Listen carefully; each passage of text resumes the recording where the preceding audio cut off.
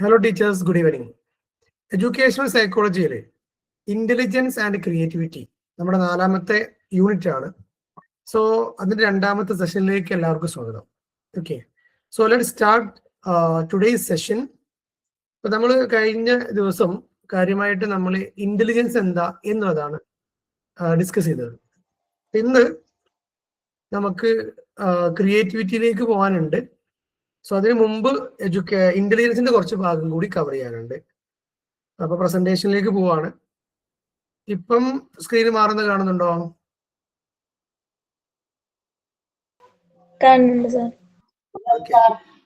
Unit 4, Intelligence and Creativity. Here we have studied what is the meaning of intelligence and definitions for intelligence. Okay, there's a typing mistake in the definitions of intelligence in the Madi and characteristics of intelligent person. ഒരു intelligent person ഉണ്ടാകേണ്ട ഗുണങ്ങൾ അല്ലെങ്കിൽ അദ്ദേഹത്തിന്റെ പ്രത്യേകതകളാണ് പറഞ്ഞത്. Then types of intelligence, അതില് തൊണ്ടേക്കിന്റെ theory പ്രകാരം, അതുപോലെ തന്നെ ഹൊവാർഡ് ഗാർഡനറുടെ തിയറി ഉണ്ട്, അത് നമ്മൾ പിന്നീട് പഠിച്ചു. ആൻഡ് തിയറി ഓഫ് ഇന്റലിജൻസിൽ മൊണാർക്കിക് തിയറി, അതുപോലെ തന്നെ സ്പിയർമാന്റെ 2 ഫാക്ടർ തിയറി, അതുപോലെ തൊണ്ടേക്കിന്റെ മൾട്ടി ഫാക്ടർ തിയറി, തേഴ്സ്റ്റന്റെ ഗ്രൂപ്പ് ഫാക്ടർ തിയറി, അതുപോലെ തന്നെ അതിന്റെ കോൺട്രിബ്യൂഷൻസ്, ഗിൽഫോർഡിന്റെ സ്ട്രക്ചർ ഓഫ് ഇന്റലിജൻസ്, അതിലൊരു 3 ഭാഗമായിട്ട് പറഞ്ഞു, അതിന്റെ എഡ്യൂക്കേഷണൽ ഇംപ്ലിക്കേഷൻസ്, ദെൻ ഹൊവാർഡ് ഗാർഡനറുടെ തിയറി ഓഫ് മൾട്ടിപ്പിൾ ഇന്റലിജൻസ്, അല്ലെങ്കിൽ മൾട്ടിപ്പിൾ ഇന്റലിജൻസ് തിയറി എന്നും പറയും. അത് കഴിഞ്ഞിട്ട് മെഷർമെന്റ് ഓഫ് ഇന്റലിജൻസിൽ അതിന്റെ കുറച്ച് ഭാഗങ്ങൾ ഈ ഭാഗത്തിലേക്കൊക്കെ പറഞ്ഞോ? എന്താണ് അവസ്ഥ? മെന്റൽ ഏജ്, IQ, അതൊക്കെ പറഞ്ഞല്ലേ? ഓക്കെ, കഴിഞ്ഞ ക്ലാസ്സിൽ ഒരാളില്ല, അതുകൊണ്ടാണ് ഉണ്ടാകാൻ കഴിയാത്തത്. പിന്നെ എന്താണ് മെന്റൽ ഏജ്, എന്താണ് IQ എന്നുള്ള കാര്യം പറഞ്ഞു. ദെൻ ബാച്ചിലേഴ്സ് അഡൽട്ട് ഇന്റലിജൻസ് ടെസ്റ്റില് വെർബൽ സ്കെയില്, പെർഫോമൻസ് സ്കെയില് എന്നുള്ള 2 തരം സ്കെയിലുകളുണ്ട്, അല്ലെങ്കിൽ ടെസ്റ്റുകളുണ്ട്. ഈ ഒരു സ്ലൈഡ് വരെയാണ് കഴിഞ്ഞ ക്ലാസ്സിൽ പറഞ്ഞു എന്നാണ് ഓർക്കുന്നത്. ബാച്ചിലേഴ്സ് അഡൽട്ട് ഇന്റലിജൻസ് സ്കെയിലിനെ കുറിച്ചുള്ള കാര്യങ്ങളാണ് ലാസ്റ്റ് ക്ലാസ് പറഞ്ഞു വെച്ചത്. ഇനി ഇവിടുന്നാണ് ഈ ക്ലാസ്സിൽ പറയാനുണ്ടാവുക classroom teacher assessing the intelligence of his students or her students എന്നുള്ളതാണ്. ഒരു ടീച്ചർ തന്റെ കുട്ടികളുടെ ഇന്റലിജൻസ് അസസ് ചെയ്യാൻ എന്തൊക്കെ ചെയ്യണം? ചെറിയ ഹിൻസ് മാത്രമേ കൊടുക്കുന്നുള്ളൂ, ഡീറ്റെയിൽഡായിട്ട് ഒന്നും പറയുന്നില്ല. ഒന്ന്, സെലക്ട് സ്യൂട്ടബിൾ ഇന്റലിജൻസ് ടെസ്റ്റ്. നമ്മൾ നേരത്തെ പറഞ്ഞ പോലെ കുറെ ഇന്റലിജൻസ് ടെസ്റ്റുകൾ ഉണ്ടല്ലോ, അതിൽ ഏത് ഇന്റലിജൻസ് ടെസ്റ്റ് ആണ് ആക്ച്വലി നമ്മുടെ കുട്ടികൾക്ക് കൊടുക്കണ്ടേ എന്ന് തീരുമാനിക്കണം. ഇതൊരു സാധാരണ ടീച്ചറായി എന്നതുകൊണ്ട് ഇന്റലിജൻസ് ടെസ്റ്റ് സെലക്ട് ചെയ്യാനോ അത് പ്രാക്ടീസ് ചെയ്യാനോ ഒന്നും കഴിയൂല എന്നുള്ളതാണ് സത്യം. ഇതിനെക്കുറിച്ച് പഠിച്ച ഒരാൾക്ക് മാത്രമേ കഴിയുള്ളൂ. Then the manual of the test should be carefully read. അഥവാ ഏതൊരു ഇന്റലിജൻസ് ടെസ്റ്റ് ആണ് നമ്മൾ നടത്താൻ പോണതെങ്കിൽ അതിന്റെ മാനുവൽ ഉണ്ടാവും, അത് കൃത്യമായി വായിക്കണം. Understood including administration, scoring and interpretation. ആ ടെസ്റ്റ് എങ്ങനെയാണ് നടത്തുക എന്നതിന്റെ അഡ്മിനിസ്ട്രേഷൻ കൃത്യമായി മനസ്സിലാക്കണം. അതിന്റെ സ്കോറിങ്, അതിന് റോ സ്കോർ ഉണ്ടാവും, അതിനെ സ്റ്റാൻഡർഡൈസ് ആക്കുന്ന പ്രോസസ്സുകളുണ്ട്, അത് മനസ്സിലാക്കണം. ദെൻ ആ കിട്ടിയ സ്കോർ വെച്ച് നമ്മൾ എങ്ങനെയാണ് സ്റ്റുഡൻസിന്റെ ഇന്റലിജൻസ് ഇന്റർപ്രറ്റ് ചെയ്യേണ്ടത് എന്നുള്ള കാര്യങ്ങൾ കൂടി അറിയണം. അപ്പോൾ ഒരു ടെസ്റ്റുമായി ബന്ധപ്പെട്ട് ആ ടെസ്റ്റിന്റെ മാനുവൽ എന്താണ്, അതിനെങ്ങനെയാണ് അഡ്മിനിസ്റ്റർ ചെയ്യുക, അതിന്റെ സ്കോറിംഗ് എങ്ങനെയാണ്, അതിന്റെ ഇന്റർപ്രിട്ടേഷൻ എങ്ങനെയാണ്, ഇത്രയും കാര്യങ്ങൾ ഒരു ഇന്റലിജൻസ് ടെസ്റ്റിനെ കുറിച്ച് അറിയേണ്ടതുണ്ട്. Then suitable testing climate has to be created. ഈ ടെസ്റ്റ് നടത്താൻ വേണ്ട അറ്റ്മോസ്ഫിയർ ചിലപ്പോൾ ഇൻഡിവിജ്വൽ ആയിരിക്കാം, ചിലപ്പോൾ ഗ്രൂപ്പ് ആയിരിക്കാം, അത്തരത്തില് ചിലപ്പോൾ വെർബൽ ആയിരിക്കാം, ചിലപ്പോൾ പെർഫോമൻസ് ആയിരിക്കാം. സോ അത് എങ്ങനെ നടത്തണം, അതിന് വേണ്ട ഒരു അറ്റ്മോസ്ഫിയർ വേണം. ഇപ്പൊ ഗ്രൂപ്പൊക്കെ ആണെങ്കിൽ കുട്ടികളെല്ലാവരും ഒരുമിച്ചിരുത്തി ഈ ഒരു സ്കെയിൽ കൊടുക്കാനും അതിനെ സ്കോറിംഗ് നടത്താനൊക്കെ ഉള്ള ഒരു സാഹചര്യം വേണം. Then people should be instructed to commence the test item. ഒരു ടെസ്റ്റ് തുടങ്ങുന്നതിന് മുമ്പേ instructions, the clear instructions shall be given. ഇപ്പൊ ഒരു ചെക്ക് ലിസ്റ്റ് അല്ലെങ്കിൽ ഒരു ക്വസ്റ്റ്യനർ കൊടുത്ത് സങ്കല്പിക്കുക. ആ ക്വസ്റ്റ്യനറിലുള്ള ആൻസർ എങ്ങനെ ചെയ്യേണ്ടത്, നമ്മൾ ഏത് രൂപത്തിലാണ് ചെയ്യേണ്ടത്, അവിടെ എന്തൊക്കെ ശ്രദ്ധിക്കണം എന്നുള്ള കാര്യം, എത്ര സമയം കൊണ്ട് ചെയ്യണം, ആരാണ് ചെയ്യേണ്ടത്, എല്ലാ നിർദ്ദേശങ്ങളും തുടക്കത്തിൽ കൊടുക്കണം. So they should be encouraged to proceed ahead. അതേപോലെ തന്നെ ചിലപ്പോൾ 100 ക്വസ്റ്റ്യൻസ് ഉണ്ടാവും. ഒരു 10 കഴിഞ്ഞാൽ അവർ എന്ത് ചെയ്യരുത്, അത് ലീവ് ചെയ്യരുത്. സോ അത് കംപ്ലീറ്റ് ചെയ്യാൻ വേണ്ട മോട്ടിവേഷൻ നമ്മൾ കൊടുക്കണം. Then the basal age should be determined. എന്താണ് ഈ കുട്ടികളുടെ ബേസൽ ഏജ് എന്നുള്ളത് നോക്കണം. അപ്പൊ നമുക്ക് ബേസൽ ഏജ് എന്ന് നമ്മൾ പറയുന്നുണ്ട്. Basal age is that age all the test item mean for which are solved by the child successfully. ഒരു കുട്ടിക്ക് നമ്മൾ ഉദ്ദേശിക്കുന്ന അല്ലെങ്കിൽ നമ്മൾ കൊടുക്കുന്ന ക്വസ്റ്റ്യൻസ് ഏത് പ്രായത്തിലുള്ള കുട്ടിന്റെ ക്വസ്റ്റ്യൻസ് ആണോ ഡീൽ ചെയ്യാൻ കഴിയുക, അതാണ് ആ കുട്ടിന്റെ ബേസൽ ഏജ് എന്ന് പറയുന്നത്. ഇതിൽ പറയുന്നുണ്ട്, ഒരു എക്സാമ്പിൾ പറയുന്നുണ്ട്. 8 വയസ്സുള്ള കുട്ടിക്ക് നമ്മൾ കുറച്ച് ക്വസ്റ്റ്യൻസ് കൊടുത്തു. അത് സാധാരണ 10 വയസ്സുള്ള കുട്ടിക്ക് കൊടുക്കേണ്ട എന്താണ് ക്വസ്റ്റ്യൻസ് ആണ് സങ്കല്പിക്കുക. അപ്പൊ 10 വയസ്സുകാരന് വേണ്ടി പ്രിപ്പയർ ചെയ്ത ക്വസ്റ്റ്യൻസ് 8 വയസ്സുകാരന് കൊടുത്തു. He solve 20 questions out of 30 out of 60. അപ്പൊ 60 ഒരു 20 ആൻസർ സങ്കല്പിക്കുക. Then for the sorry okay. അപ്പൊ ഈ ഒന്നാമത്തെ പറഞ്ഞാല് 8 years boy solved all questions four 10 years old boy അല്ലെങ്കിൽ ചൈൽഡ്. 8 വയസ്സുകാരന് എന്ത് കൊടുത്തു, 10 വയസ്സുകാരന് കൊടുക്കേണ്ട ക്വസ്റ്റ്യൻസ് കൊടുത്തു. അവനത് മുഴുവനായി എന്ത് ചെയ്തു, സോൾവ് ചെയ്തു സങ്കല്പിക്കുക. ഓക്കെ. അപ്പം അങ്ങനെയാണെങ്കിൽ അവന്റെ ഒരു ബേസിൽ ഏജ് എന്ന് പറയുന്നത് 10 ആയിരിക്കും. ഇനി ഒരു then he solved 20 questions out of 60 for the 11 years old child. ഈ 10 വയസ്സുകാരന് തന്നെ 11 വയസ്സുകാരല്ല സോറി ഈ 8 വയസ്സുകാരൻ തന്നെ 11 വയസ്സുകാരന് കൊടുക്കേണ്ട ക്വസ്റ്റ്യനെയർ കൊടുത്തു. പക്ഷെ അവനത് ഫുള്ള് കംപ്ലീറ്റ് ചെയ്യാൻ പറ്റിയില്ല. അതിനർത്ഥം എന്താ, 10 വയസ്സുകാരന്റെ പ്രോബ്ലംസ് വരെ ഈ 8 വയസ്സുകാരന് സോൾവ് ചെയ്യാൻ പറ്റും. സോ അവന്റെ ബേസിൽ ഏജ് പറയുന്നത് 10 ആണ്. അവന്റെ ക്രൊണോളജിക്കൽ ഏജ് എന്ന് പറയുന്നത് 8 ആണ്. ഈ ബേസിൽ ഏജ് കാൽക്കുലേറ്റ് മനസ്സിലായോ?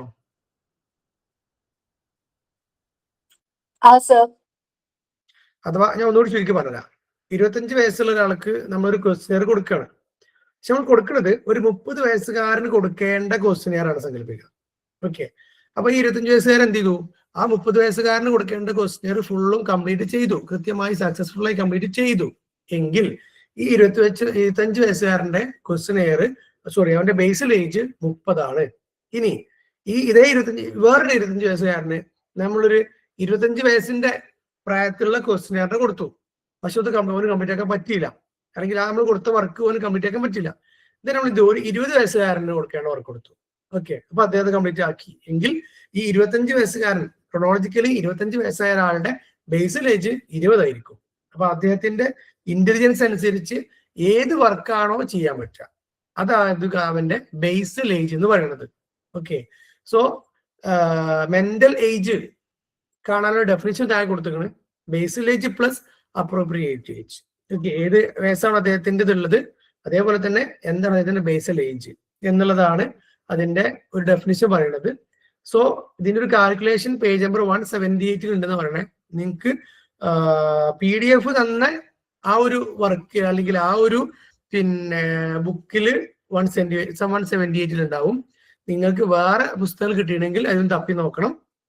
ആക്ച്വലി നിങ്ങൾ ഇത്ര അറിയേണ്ടതുള്ളൂ, എന്താണ് മെന്റൽ ഏജ് കാണാനുള്ള ഡെഫിനിഷൻ. അപ്പൊ അതിന് ഇവിടെ ബേസിൽ ഏജ് പ്ലസ് അപ്രോപ്രിയേറ്റ് ഏജ് എന്നാണ് സംഭവം, ഒരു ഡെഫിനിഷൻ ഉണ്ട്. അത് വെച്ചിട്ട് നിങ്ങളുടെ ബുക്കിലുള്ള മാത്സ് നോക്കി നോക്കുക. എന്നിട്ട് അതിന് ഡൗട്ടുകൾ ഉണ്ടെങ്കിൽ അത് ചോദിക്കുക. ഇതിന് ഡീറ്റെയിൽ ആയിട്ട് ഇതിന് പറയണില്ല, കാരണം അത്ര ഇമ്പോർട്ടൻ്റ് അതിനില്ല. ഓക്കെ. ഇനി അതിൽ ടൈപ്സ് ഓഫ് ഇന്റലിജൻസ് ടെസ്റ്റുകളാണ്. നമുക്ക് ചെയ്യാനുള്ള ടെസ്റ്റുകളെ നമ്മൾ പല വിധത്തിലാക്കിയത്. ഇവിടെ ആദ്യ 2 കാറ്റഗറിയാണ്, ഇൻഡിവിജ്വൽ ടെസ്റ്റ്, ഗ്രൂപ്പ് ടെസ്റ്റ്. അഥവാ ഒരു വ്യക്തിക്ക് മാത്രം ഒരു ടെസ്റ്റ് കൊടുക്കുകയാണെങ്കിൽ അത് ഇൻഡിവിജ്വൽ ടെസ്റ്റ് ആണ്. ഒരു ഗ്രൂപ്പ് ഓഫ് സ്റ്റുഡൻസ് കൊടുക്കുമ്പോൾ അത് ഗ്രൂപ്പ് ടെസ്റ്റ് ആണ്. ഇൻഡിവിജ്വൽ ടെസ്റ്റ് തന്നെ നമുക്ക് വെർബൽ, നോൺ വെർബൽ പെർഫോമൻസ് എന്ന് പറയാം. വെർബൽ എന്ന് പറഞ്ഞാൽ നമ്മൾ എഴുതാനും വായിക്കാനൊക്കെ ഉള്ള വാക്കുകൾ കൊണ്ടുള്ള ടെസ്റ്റുകളാണ്. നോൺ വെർബൽ എന്ന് പറഞ്ഞാൽ ഈ ചിത്രം വരക്കാനോ അല്ലെങ്കിൽ മാച്ച് ചെയ്യാനോ പിക്ചർ പൂർത്തിയാക്കാനോ ഒക്കെ ഉള്ളതാണ്. പെർഫോമൻസ് എന്ന് പറഞ്ഞാൽ അവർക്ക് ബോഡിയിൽ ശരീരം കൊണ്ട് ചെയ്യാനുള്ളതാണ്. നമ്മൾ എന്തെങ്കിലും ഇപ്പൊ കുറച്ച് മുത്തുകൾ കൊടുത്തു, അതിനെ ക്ലാസിഫൈ ചെയ്യുക അല്ലെങ്കിൽ അതിനെ തരംതിരിക്കുക, അങ്ങനെയൊക്കെയുള്ള അവർക്ക് ശരീരം കൊണ്ട് ചെയ്യാനുള്ള പ്രവർത്തനങ്ങളാണ്. ഓക്കെ. ദെൻ ഗ്രൂപ്പ് ടെസ്റ്റ് വെർബലും നോൺ വെർബലും ഉണ്ട്, പെർഫോമൻസ് ഇല്ല. അപ്പം ഇങ്ങനെ 2 തരം ടെസ്റ്റുകളാണ്, ഇൻഡിവിജ്വൽ ടെസ്റ്റ്, ഗ്രൂപ്പ് ടെസ്റ്റ്. പ്രധാനമായിട്ടും 2 പറയാനുള്ളത്. ഇനി എന്താണ് ഇൻഡിവിജ്വൽ ഗ്രൂപ്പ് എന്നുള്ളത് വീണ്ടും പറയാണ്. Can be used to test only 1 subject. നമുക്ക് ഒരു ക്ലയന്റ് ആണ് അല്ലെങ്കിൽ ഒരു സബ്ജക്ട് മാത്രമേ ഉണ്ടാവുള്ളൂ, ആ ഒരു വ്യക്തിന്റെ ഇന്റലിജൻസ് അളക്കാനാണ് അത് ഉപയോഗിക്കുക. സോ അവിടെ ഒരു പ്രശ്നം എന്ന് വെച്ചാൽ the individual may shy to display their best. ഒറ്റക്കൊറ്റക്ക് ചെയ്യുമ്പോൾ ഒരു പക്ഷെ അത് കൃത്യമായി ചെയ്യാൻ റിസൾട്ട് കിട്ടും എന്ന് ഉറപ്പെന്ന് പറയാൻ പറ്റൂല എന്നുള്ളതാണ് അതിലൊരു നെഗറ്റീവ് സൈഡ് പറയുന്നത്. ദെൻ ഗ്രൂപ്പ് ടെസ്റ്റിൽ അതിന്റെ 2 എക്സാമ്പിൾസ് ആണ് army alpha test, army beta test എന്നൊക്കെ പറയുന്നത്.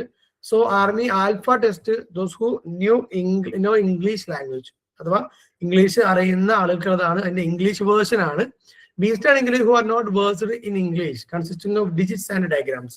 അത് ഇംഗ്ലീഷ് ലാംഗ്വേജ് അറിയാത്ത ആളുകൾക്ക് ഡയഗ്രാംസും ഡിജിറ്റ്സും വെച്ച് ചെയ്യാനുള്ളതാണ് എന്ന് പറയുന്നുണ്ട്. So these 2 test are pencil and paper test. Army alpha test ആണെങ്കിലും ആർമി ബീറ്റ ടെസ്റ്റ് ആണെങ്കിലും പെൻസിൽ പേപ്പർ ടെസ്റ്റ് ആണ്. അതുപോലെ തന്നെ അവർക്ക് there is A time limit for completing the test. അവർക്ക് എന്തുണ്ട്, ഒരു ടൈം ലിമിറ്റ് കൊടുത്തിട്ട് ഇത്ര സമയം കൊണ്ട് നിങ്ങൾ ഇത് വരക്കണം, അല്ലെങ്കിൽ ഇത് കമ്പൈൻ ചെയ്യണം, അല്ലെങ്കിൽ ഇതിനെ മാച്ച് ചെയ്യണം എന്നൊക്കെയുള്ള ടെസ്റ്റുകളാണ് ഇതിൽ വരിക. അപ്പൊ അതേപോലെ തന്നെ ടെസ്റ്റുകൾക്ക് എക്സാമ്പിൾസ് മാത്രം പഠിച്ചാൽ മതി. സ്റ്റാൻഫോർഡ് ബൈനർ ടെസ്റ്റ്, കുൽമാൻ ആൻഡേഴ്സൺ ടെസ്റ്റ് ഒക്കെ പറഞ്ഞിട്ട് ടെസ്റ്റുകളുണ്ട്. അതിനെ കുറിച്ച് ഡീറ്റെയിൽ ആയിട്ട് പഠിക്കാൻ ഇതിൽ ഇല്ല. അപ്പൊ ഇങ്ങനെയൊക്കെ ഇന്റലിജൻസ് ടെസ്റ്റുകൾ ഉണ്ടെന്നും അത് ഇൻഡിവിജ്വലും ഗ്രൂപ്പും ഉണ്ടെന്നും മനസ്സിലാക്കുക. ഇനി ഇതില് group test contain variety of items ആണ്. ഗ്രൂപ്പ് ടെസ്റ്റിന് കൊടുക്കാവുന്ന സംഭവങ്ങളാണ് പറയുന്നത്. വൊക്കാബുലറി ഐറ്റംസ്, അത് കുറെ വൊക്കാബുലറി കൊടുത്തിട്ട് അതിനനുസരിച്ചുള്ള ടെസ്റ്റുകളുണ്ട്. വൊക്കാബുലറി മെമ്മറൈസേഷനും അങ്ങനത്തെ സംഭവങ്ങളുണ്ട്. ദെൻ വേർഡ് അനലോഗീസ് ഐറ്റംസ് ആണെങ്കിലും വേർഡ്സ് കൊടുത്തിട്ട് അതിനെ കണക്ട് ചെയ്യാനും അതിന്റെ റിലേഷൻ കാണാനും ഒക്കെ ഉള്ള ഇത്തരം ടെസ്റ്റുകളുണ്ട്. സെന്റൻസ് കംപ്ലീഷൻ എന്ന് പറഞ്ഞാൽ ഒരു സെന്റൻസിന്റെ തുടക്കം കൊടുക്കും, അല്ലെങ്കിൽ കുറച്ച് ഹിൻസ് കൊടുക്കും, അതനുസരിച്ച് ആ സെന്റൻസ് പൂർത്തിയാക്കുക എന്ന് പറയുന്ന ടെസ്റ്റുകളാണ്. ടെസ്റ്റ് ഓഫ് മാത്തമാറ്റിക്കൽ റീസണിംഗ് എന്ന് പറഞ്ഞാൽ ഇപ്പോൾ 2, 4, 5, 3 എന്നിട്ട് പിന്നെ 7 എത്രയാ, അങ്ങനെ ആ ഒരു ലോജിക്കൽ റീസണിങ് കാണാനുള്ള ടെസ്റ്റുകളുണ്ട്. നമ്പർ സീരീസ് ഉണ്ട്, 1, 4, 8, 12 ഉണ്ട്. നമ്മൾ PSCയിലെ ക്വസ്റ്റ്യൻ വരില്ലേ, അതേപോലുള്ള നമ്പർ സീരീസ് കാണാനുണ്ട്. അതുപോലെ ക്ലാസിഫിക്കേഷൻ, നമ്മൾ കൊടുക്കുന്ന ഡാറ്റനെ 2 ഗ്രൂപ്പുകളാക്കാൻ പറയാം. അതിൽ എന്താണ്, ഏത് ബേസിലാണ് ഗ്രൂപ്പ് ആക്കുക എന്നൊക്കെയുള്ളതുണ്ട്. പിന്നെ ഡയറക്ഷൻ അനുസരിച്ച് വർക്ക് ചെയ്യാറുണ്ട്. ഫോളോയിങ് ഡയറക്ഷൻ എന്ന് പറഞ്ഞിട്ട് വർക്കുകളുണ്ട്. പിക്ചർ അറേഞ്ച്മെന്റ്സ് ഉണ്ട്. പിക്ചർ നമ്മൾ പസിൽസ് ആക്കിയിട്ട് അതിനെ ഡിസോർഡർ ആയി കൊടുക്കും, അതിനെ ഓർഡർ ആക്കുക. അതുപോലെ തന്നെ മെമ്മറി ഫോർ ഡിസൈൻ, അബ്സർഡിറ്റീസ് ടെസ്റ്റ്, ഇങ്ങനെയുള്ള കുറച്ച് ടെസ്റ്റുകൾ ഉണ്ട്. ഇതിലൊരു 4-5 എന്ത് ചെയ്യുക, പേരുകൾ നോക്കി വെക്കുക. ഓക്കെ, കോമൺ സെൻസ് ടെസ്റ്റ്, അഥവാ നമുക്കൊരു സിറ്റുവേഷൻ തരും. ആ സിറ്റുവേഷൻ തന്നിട്ട് അവിടെ നിങ്ങളാണെങ്കിൽ എങ്ങനെ ആക്ട് ചെയ്യും എന്ന് ചോദിക്കേണ്ടതാണ്. അതുപോലെ ഡിജിറ്റ് സിമ്പിൾ സബ്സ്റ്റിറ്റ്യൂഷൻ ടെസ്റ്റ്, ഡിജിറ്റുകളും സിമ്പിൾസും തമ്മിൽ സബ്സ്റ്റിറ്റ്യൂട്ട് ചെയ്യാൻ പറ്റുന്നതാണ്, അഥവാ അക്കങ്ങളും സിമ്പിൾസും. അപ്പൊ അത് എന്ത് ചെയ്യണം, ലോജിക്കലായിട്ട് അതിനെ സബ്സ്റ്റിറ്റ്യൂട്ട് ചെയ്യണം, അത്തരത്തിലുള്ളതാണ്. പിന്നെ പേപ്പർ പെൻസിൽ മേസസ് എന്നൊക്കെ പറയുന്നത് പേപ്പർ പെൻസിൽ കൊണ്ട് എഴുതാനും വരക്കാനൊക്കെയുള്ള ടെസ്റ്റുകളാണ്. ഇത്തരത്തില് കുറെ ടെസ്റ്റുകൾ ഇതിലിങ്ങനെ പേരുകൾ പറഞ്ഞു പോകുന്നുള്ളൂ, ഓരോ ടെസ്റ്റും ചെയ്യാനോ ഒന്നുമില്ല. ഒരു 5-6 പേരുകൾ ഇത് നോക്കി വെക്കുക. വൊക്കാബുലറിയോ, വേർഡ് അനലോഗിയോ, സെന്റൻസ് കംപ്ലീഷനോ, പിക്ചർ കംപ്ലീഷനോ, അല്ലെങ്കിൽ പിക്ചർ പസിലോ, അങ്ങനെയുള്ള എന്തെങ്കിലും ഒരു 5-6 നോക്കി വെക്കുക. ഇതിന്റെ അഡ്വാൻറ്റേജ് ആണ്, ഗ്രൂപ്പ് ടെസ്റ്റിന്റെ അഡ്വാൻറ്റേജ് ആണ്. It can be test today at the same time they are economical. 2 advantage ആണ്. ഒന്നാമത്തെ പോയിന്റ് തന്നെ പറയുന്നുണ്ട്, കാരണം ഗ്രൂപ്പാണ് അല്ലെ. ഒരു ക്ലാസ്സിലേക്ക് ഒന്നിച്ച് ഒരു 20 കുട്ടികളുണ്ടെങ്കിൽ അവർക്ക് ഒരേ സമയത്ത് അവരുടെ ഇന്റലിജൻസ് അളക്കാനുള്ള ടെസ്റ്റുകളാണ്. അതുകൊണ്ട് അതൊരു ഗ്രൂപ്പാണ്.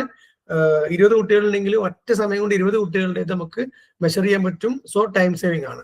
അതേപോലെ തന്നെ എക്കണോമിക്കലാണ്, കാരണം ഓരോരുത്തർക്ക് ഒരു സൈക്കോളജിസ്റ്റിനെ കൊടുത്തിട്ട് ഓരോ കുട്ടിന്റെയും ഇന്റലിജൻസ് അളക്കണമെങ്കിൽ അവർക്ക് പൈസയും ചെലവാണ്, സമയം ചെലവാണ്. അപ്പൊ ഇവിടെ രണ്ടും നമുക്ക് സേവ് ചെയ്യാൻ പറ്റും എന്നാണ് പറയുന്നത്. ഇതിന്റെ റിസൾട്ട് എങ്ങനെയായിരിക്കും? പൈസ ലാഭമാണ്, അതേപോലെ തന്നെ സമയ ലാഭമാണ്. റിസൾട്ട് എങ്ങനെയായിരിക്കും?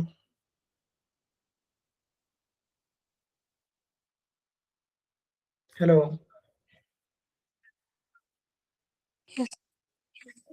റിസൾട്ട് എങ്ങനെയായിരിക്കും? റിസൾട്ട് ഇൻഡിവിജ്വൽ റിസൾട്ട് കിട്ടുമോ, അതല്ല റിസൾട്ട് കുറയോ? റിസൾട്ട് കുറയോ? റിസൾട്ട് കുറയോ? കോമ്പറ്റീഷൻ ബുദ്ധി ഉണ്ടാവുമ്പോ, മത്സര ബുദ്ധി ഉണ്ടാവുമ്പോ. ഇത് മത്സരമല്ല. ഒരു സെക്കൻഡ് കേട്ടോ, കുറച്ചേരം പിന്നെ കാണൂലേ.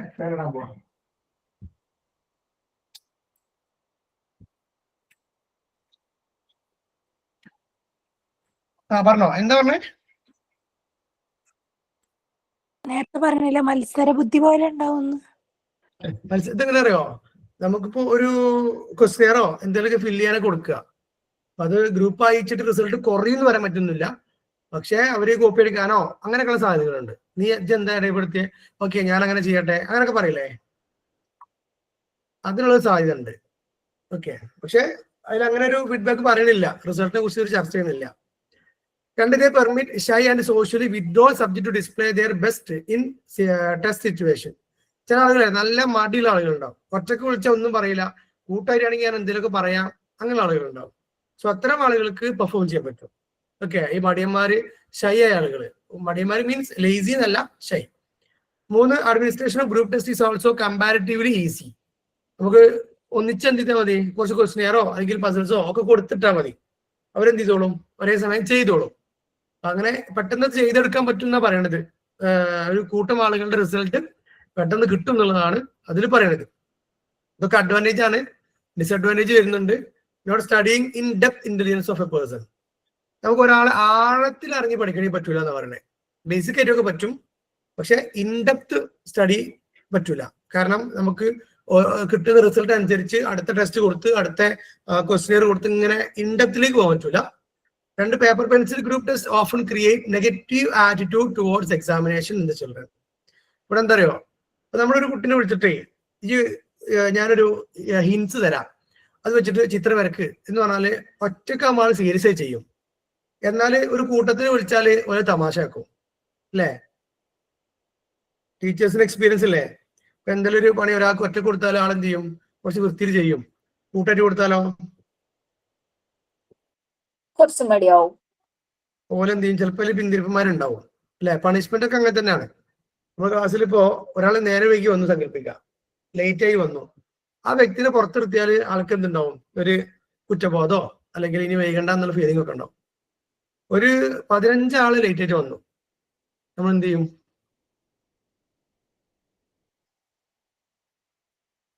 പതിനഞ്ചാൾ ലേറ്റ് ആയി എന്ത് ചെയ്യും?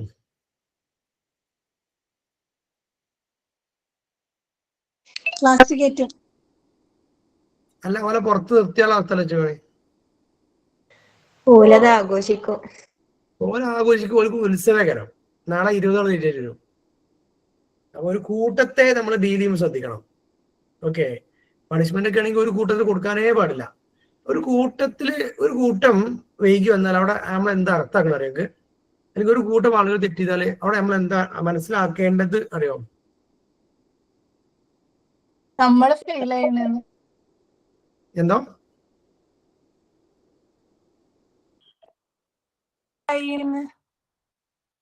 കേട്ടില്ല? നമ്മളെ ഫെയിലിയർ ആണെന്ന് മനസ്സിലാക്കണം. നമ്മളെ ഫെയിലിയർ ആവുന്നില്ല, സിസ്റ്റം പരാജയമായിരിക്കാം, അതല്ലെങ്കിൽ അവിടെ എന്തെങ്കിലും ടെക്നിക്കൽ എറർ ഉണ്ടായേക്കാം. നമ്മൾ കുത്തിയെടുക്കുന്ന ആവശ്യമൊന്നുമില്ല. പക്ഷെ ചിലപ്പോൾ ബസ് വൈകിയതോ അല്ലെങ്കിൽ അവർ ക്ലാസ് നേരത്തെ അറിയാത്തതുകൊണ്ടോ അങ്ങനെ, അല്ലെങ്കിൽ അവർക്ക് എത്തിപ്പെടാൻ പറ്റൂല. ആ സമയത്ത് സാധാരണ കുട്ടിക്ക് എത്തിപ്പെടാൻ പറ്റണമെന്നില്ല. അത്തരത്തില് സിസ്റ്റം ഫെയിലിയർ ആയിരിക്കാം, അല്ലെങ്കിൽ ടെക്നിക്കൽ ഇഷ്യൂ ഉണ്ടായിരിക്കാം. അപ്പൊ നമ്മൾ നോക്കണം. ഓക്കെ, ഒരു കൂട്ടം എന്തെങ്കിലും മിസ്റ്റേക്ക് പറ്റിയാൽ അത് നമ്മൾ ശ്രദ്ധിക്കണം എന്നുള്ളതാണ് ചുരുക്കി പറയാല്ലേ. നമുക്ക് അവർ പണിഷ്മെന്റ് കൊടുക്കും മുമ്പേ എന്താണ് അവിടെ സംഭവിച്ചതിനെ കുറിച്ച് കൂടുതൽ പഠിക്കണം. ദെൻ നെഗറ്റീവ് പറയാണ്. ഓക്കെ, 3, ഹാവ് ടൈം ലിമിറ്റ് അല്ലെ? നമുക്കൊരു ഇപ്പോ നമ്മൾ കരുതുന്ന സമയം കൊണ്ട് ഈ കുട്ടികൾ എല്ലാവരും അത് ചെയ്ത് തരണം എന്നില്ല. അതുപോലെ തന്നെ may bring pressure of time, ആ ഒരു സമയത്തിന്റെ പ്രഷർ, അഭാവം. കാരണം വെച്ചാല് അവർ കൂട്ടായി ചെയ്യുമ്പോൾ അങ്ങോട്ട് വർത്താനം പറയും, അല്ലെങ്കിൽ പെൻസിൽ ഉണ്ടാവില്ല, മറ്റുള്ള പെൻസിൽ വാങ്ങിയിട്ട് കൊണ്ടുവരും. അപ്പൊ അവരെന്ത് ചെയ്യും, പെട്ടെന്ന് ചെയ്യാൻ ശ്രമിക്കും, അതിന്റെ റിസൾട്ട് മാറും. അങ്ങനെയൊക്കെയുള്ള ഒരു ടൈം പ്രഷർ അവർക്ക് ഉണ്ടായേക്കാം. അതുപോലെ children who have reading difficulties may have problem, അഥവാ വായിക്കാൻ ബുദ്ധിമുട്ടുള്ള ആളുകളാണെങ്കിൽ കൂട്ടായിട്ട് ചെയ്യുമ്പോൾ നമുക്കൊന്നും ചെയ്യാൻ പറ്റില്ല. ഒറ്റക്കൊറ്റക്കാണെങ്കിൽ നമുക്ക് വായിച്ചു കൊടുക്കാൻ പറ്റും, ഇന്നതാണ് ക്വസ്റ്റ്യൻ എന്ന് വായിച്ചു കൊടുക്കാൻ പറ്റും. സത്യത്തില് പോസിറ്റീവും ഉണ്ട് നെഗറ്റീവും ഉണ്ട്. എന്തിന്? ഗ്രൂപ്പ് ടെസ്റ്റ് ഓഫ് ഇന്റലിജൻസിന്. ഓക്കെ, ഇനി വെർബൽ ആൻഡ് പെർഫോമൻസ് ആണ്. വെർബൽ ടെസ്റ്റ് പറഞ്ഞാൽ വളരെ സിമ്പിൾ ആണ്. വാക്കുകൾ ഉപയോഗിച്ച് എഴുതാനോ വായിക്കാനോ, വാക്കുകൾ എഴുതാനോ അല്ലെങ്കിൽ വായിക്കാനോ ഒക്കെ ഉള്ളതാണ്. നോളജ് ഇൻ ലാംഗ്വേജ് അല്ലെങ്കിൽ ലാംഗ്വേജ് നോളജ് ഈസ് നെസസറി ആണ്. ഇതിൽ നിർബന്ധമായിട്ടും എഴുത്ത് വായന അറിയണം. എഴുത്ത് വായന അറിയുന്നവർക്ക് മാത്രമേ വെർബൽ ടെസ്റ്റ് കൊടുക്കാൻ പറ്റുള്ളൂ എന്നുള്ളതാണ്. അതിന്റെ ഡിസഡ്വാൻറ്റേജ് പറയണേ. അഡ്വാൻറ്റേജ് പറഞ്ഞാൽ നമുക്കത് എന്താണ്, ഈസിലി പെർഫോം ചെയ്യാൻ പറ്റും, എത്ര ആളുകൾ ഒരുമിച്ച് കൊടുക്കാൻ പറ്റും, അങ്ങനെയൊക്കെയുള്ള കുറെ അഡ്വാൻറ്റേജുകൾ ഉണ്ട്. പക്ഷെ ഡിസഡ്വാൻറ്റേജ് പറയണത് some may give wrong response, അതുപോലെ തന്നെ may have misunderstanding of language terms, തെറ്റായ ഇൻഫർമേഷൻസ് തരാം. നമ്മളവർ ചിന്തിക്കാതെ അവരെന്തെങ്കിലും എഴുതി വിട്ടാൽ മതി എന്നുള്ള നിലക്ക് അവർ എന്തെങ്കിലും എഴുതി വിടാൻ സാധ്യതയുണ്ട്. അതുപോലെ ലാംഗ്വേജ് തിരിഞ്ഞിട്ടില്ല. അപ്പൊ നിങ്ങൾ ഇംഗ്ലീഷിലെ ക്വസ്റ്റ്യൻ കൊടുത്തേ, ചോദിക്കും ഇംഗ്ലീഷ് അറിയില്ലെങ്കിൽ പ്രശ്നങ്ങൾ ഉണ്ടാകും. അതുപോലെ തന്നെ limitation is to apply who don't know the language. Language അറിയില്ല, ഇംഗ്ലീഷ് അറിയാത്ത ഒരാൾക്ക് ഇംഗ്ലീഷിൽ ഒരു ക്വസ്റ്റ്യൻ കൊടുക്കുക എന്നുള്ളത് ഡിഫിക്കൽട്ട് ആയിരിക്കും. അങ്ങനെ ഡിസഡ്വാൻറ്റേജുകൾ ഉണ്ട്, അഡ്വാൻറ്റേജും ഉണ്ട്, ഡിസഡ്വാൻറ്റേജും ഉണ്ടോ. ഡിസഡ്വാൻറ്റേജ് മാത്രമേ പറഞ്ഞിട്ടുള്ളൂ. ദെൻ പെർഫോമൻസ് ടെസ്റ്റിനെ കുറിച്ച് പറയുന്നുണ്ട്. The subject has to do something, അഥവാ നമ്മളെ ഈ സബ്ജക്റ്റ് പറഞ്ഞ സാധനം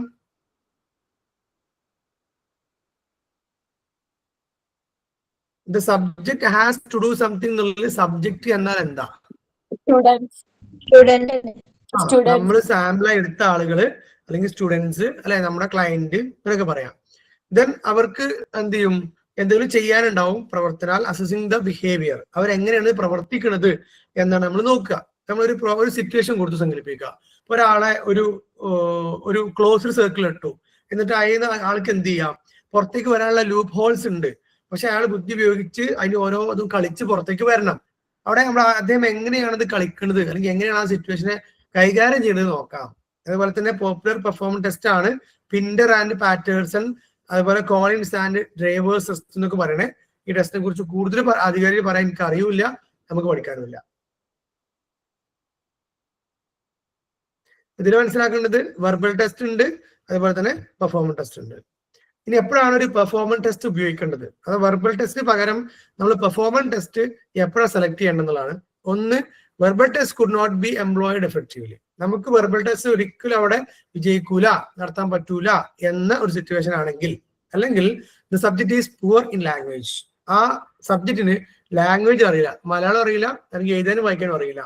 മൂന്ന്, subject is very young or tribal, വളരെ ചെറിയ കുട്ടികളാണ് അല്ലെ. ഇപ്പൊ 2 വയസ്സ് 3 വയസ്സായ കുട്ടികൾക്ക് എഴുതാനും വായിക്കാനും അറിയില്ല, അവരായിട്ടില്ല. അതുപോലെ വിദ്യാഭ്യാസം ഇല്ലാത്ത ആളുകൾ, അവർക്കൊക്കെ പെർഫോമൻസ് ടെസ്റ്റ് ആണ് കൊടുക്കേണ്ടത്. അതുപോലെ സബ്ജക്ട് ഈസ് ഹാൻഡിക്യാപ്പ്. ഹാൻഡിക്യാപ്പ് എന്ന് പറഞ്ഞാൽ എഴുതാനും വായിക്കാനും അറിയാനോ അല്ലെങ്കിൽ അത് കഴിയാത്തോ ഹാൻഡിക്യാപ്പ് ആയാൽ മതി, അപ്പൊ മാത്രമേ പെർഫോമൻസ് കൊടുക്കുള്ളൂ. എന്നാൽ ഹാൻഡിക്യാപ്പ് ആണെങ്കിൽ മിക്കവാറും പെർഫോമൻസിനും കഴിയുന്നുണ്ടാവില്ല. അപ്പൊ എന്ത് ചെയ്യുന്നു ചോദിക്കരുത്, അവിടെ നമുക്ക് പ്രത്യേക ആൻസർ ഇല്ല. ഇനി പെർഫോമൻസ് ലിമിറ്റേഷൻ ആണ്. അവിടെ നമ്മൾ നേരത്തെ ഈ വെർബലിന്റെ ലിമിറ്റേഷൻ കണ്ടു, എന്നാൽ ഇവിടെ പെർഫോമൻസ് ടെസ്റ്റിന്റെ ലിമിറ്റേഷൻ ആണ്. ഒരു ഗെയിം കളിപ്പിക്കണം അല്ലെങ്കിൽ ഒരു പസിൽ കൊടുത്ത് അവർ ശാരീരികമായി ചെയ്യണമെങ്കിൽ നീഡ് ട്രെയിൻഡ് പേഴ്സണൽ, അഥവാ നല്ല ട്രെയിൻഡ് ആയ പേഴ്സണൽസ് വേണം. അതേപോലെ തന്നെ വെർബൽ ടെസ്റ്റിന് അത്ര ഇറ്റ് ഈസ് നോട്ട് റിലയബിൾ, നമുക്ക് അത്ര കണ്ട് പെർഫെക്റ്റ് ആയ ഒരു ആൻസർ കിട്ടുമെന്ന് നമുക്ക് എക്സ്പെക്ട് ചെയ്യാൻ പറ്റൂല. കാരണം പ്രെഡിക്ട് സ്കോളാറ്റിക് അച്ചീവ്മെന്റ്, അവന്റെ ബുദ്ധിപരമായിട്ടുള്ള ഒരു സ്കോളാറ്റിക് ആയിട്ടുള്ള അച്ചീവ്മെന്റ് നമുക്ക് പ്രെഡിക്ട് ചെയ്യാൻ കഴിയില്ല. Materials are costly. ഇങ്ങനെ ഇന്റലിജൻസ് ടെസ്റ്റ് പെർഫോമൻസ് കൊടുക്കുകയാണെങ്കിലുള്ള മെറ്റീരിയൽസ് കോസ്റ്റ്ലി ആണെന്ന് പറയണേ, നല്ല റേറ്റ് കൊടുത്ത് പൈസ കൊടുത്ത് വാങ്ങേണ്ടതാണ്, അതുകൊണ്ട് അത് ചെയ്യാന്നുള്ള ബുദ്ധിമുട്ടാണ്. Then many factors needed for success. അങ്ങനെ ഫിസിക്കലി നമ്മൾ ഒരു ആക്ടിവിറ്റി കൊടുക്കുമ്പോഴേ കുറെ ഫാക്ടേഴ്സ് ഒരുമിച്ച് വരണം, എങ്കിൽ മാത്രമേ വിജയിക്കുള്ളൂ. ആ വ്യക്തി ഫിസിക്കലി ഫിറ്റ് ആവണം, അതിന് മൈൻഡ് ഉണ്ടാവണം, കാലാവസ്ഥ ശരിയാവണം, ഫിസിക്കൽ അപ്പിയറൻസ് ഉണ്ടാവണം, മെറ്റീരിയൽസ് ഉണ്ടാവണം, ട്രെയിനർ ഉണ്ടാവണം. അങ്ങനെ കുറെ സംഭവങ്ങൾ സെറ്റ് ആയാൽ മാത്രമേ ഇത് വിജയിക്കുള്ളൂ. Then cannot be used as group test. ഇതൊരിക്കലും പെർഫോമൻസ് ടെസ്റ്റ് പലപ്പോഴും ഗ്രൂപ്പ് ടെസ്റ്റ് ആയി ചെയ്യാൻ പാടില്ല. കാരണം ഗ്രൂപ്പിൽ ആരെങ്കിലും ഒരാൾ പെർഫോം ചെയ്താൽ നമുക്ക് ബാക്കിയുള്ള ആളുകളുടെ കിട്ടാൻ ബുദ്ധിമുട്ടായിരിക്കും. So it shall be individual. Then many materials used are similar to the toys. ഈ പെർഫോമൻസ് ടെസ്റ്റിലെ ഒരുവിധം മെറ്റീരിയൽസ് ഒക്കെ ടോയ്സ് പോലെയെന്ന് പറയാം, ചെറിയ ചെറിയ കളിപ്പാട്ടങ്ങൾ പോലെയാണ്. ഇപ്പൊ ഒരു മുതിർന്ന ആൾക്ക് കൊടുക്കുമ്പോൾ അവർക്ക് തോന്നുന്നത് എന്താ കളിപ്പാട്ടങ്ങളാണോ, ഇതെന്താ കുട്ടികൾ, ഞാൻ എന്താ കുട്ടിയാണോ എന്നൊക്കെ തോന്നിപ്പോകുന്നൊക്കെ ഉള്ളതാണ് അതിന്റെ ലിമിറ്റേഷൻസ്. അപ്പൊ നമുക്ക് ശരിക്കല്ലേ ഈ ലിമിറ്റേഷൻസ് മാത്രം പഠിച്ചാലേ പെർഫോമൻസ് ടെസ്റ്റിനെ കുറിച്ചിട്ട് ഒരു എസ് ചെയ്യാൻ പറ്റും. കാരണം എന്താ, ടോയ്സ് വെച്ച് കളിക്കുന്ന ടെസ്റ്റുകളാണ് അല്ലെ, ഗ്രൂപ്പായി കളിക്കാത്ത ടെസ്റ്റുകളാണ്, അഥവാ ഇൻഡിവിജ്വലി കളിക്കുന്ന ടെസ്റ്റുകളാണ്. അതുപോലെ തന്നെ സക്സസിന് ഒരുപാട് ഫാക്ടേഴ്സ് ഉണ്ട് നേരത്തെ പറഞ്ഞ പോലെ. പിന്നെ മെറ്റീരിയൽസ് കോസ്റ്റ്ലി ആണ്, സ്കോളറ്റിക് ആയിട്ടുള്ള അഥവാ ലിംഗ്വിസ്റ്റിക് ആയിട്ടുള്ള അല്ലെങ്കിൽ ബുദ്ധിപരമായിട്ടുള്ള ഭാഷാപരമായിട്ടുള്ള ഒരു ഇത് നമുക്ക് ടെസ്റ്റ് ചെയ്യാൻ കഴിയില്ല. അതുപോലെ തന്നെ റിലയബിൾ ആവണമെന്നില്ല, ട്രെയിൻഡ് പേഴ്സണൽസ് നിർബന്ധമാണ് എന്നൊക്കെ പറഞ്ഞിട്ട് ഇങ്ങനെയുള്ള കുറെ ഫീച്ചേഴ്സ് നമുക്ക് അതിൽ എഴുതാൻ പറ്റും. ഇനി മൊത്തത്തില് ഈ ഇന്റലിജൻസ് ടെസ്റ്റുകൾ എന്തിനാണ് നടത്തണേ? വെർബൽ ആവാം, നോൺ വെർബൽ ആവാം, അല്ലെങ്കിൽ പെർഫോമൻസ് ആവാം, ഇൻഡിവിജ്വൽ ആവാം, ഗ്രൂപ്പ് ആവാം. ഇതൊക്കെ എന്തിനാ നടത്തുന്നത് എന്നുള്ളതാണ്. ഇത് ശരിക്കും ആദ്യം പഠിക്കേണ്ട പോയിന്റ് ആണ് അല്ലെ, എന്തിനാ അതൊക്കെ നടത്തണേ എന്നറിയണം എന്നുള്ളതാണ്. ഒന്ന്, helps in providing education and vocational guidance. ഒരു കുട്ടിക്ക് മുന്നോട്ട് എന്ത് പഠിക്കണം, മുന്നോട്ട് എന്ത് ജോലി ചെയ്യണം എന്നറിയണമെങ്കിൽ അവന്റെ ഇന്റലിജൻസ് എത്രത്തോളം ഉണ്ട് എന്ന് ആദ്യം അളക്കേണ്ടത് നല്ലതാണ്. ഒരാൾ പറയാണ് എനിക്ക് MBBS പോകണമെന്ന് ഭയങ്കരമായ ഒരു ആഗ്രഹമുണ്ട് സങ്കല്പിക്കുക. അവരാണെങ്കിലോ നമ്മൾ ഇന്റലിജൻസ് ടെസ്റ്റ് ചെയ്ത് നോക്കുമ്പോൾ IQ വളരെ കുറവാണ്. ആ വ്യക്തിക്ക് ഈ MBBS പോയാലുള്ള അവസ്ഥ എന്തായിരിക്കും?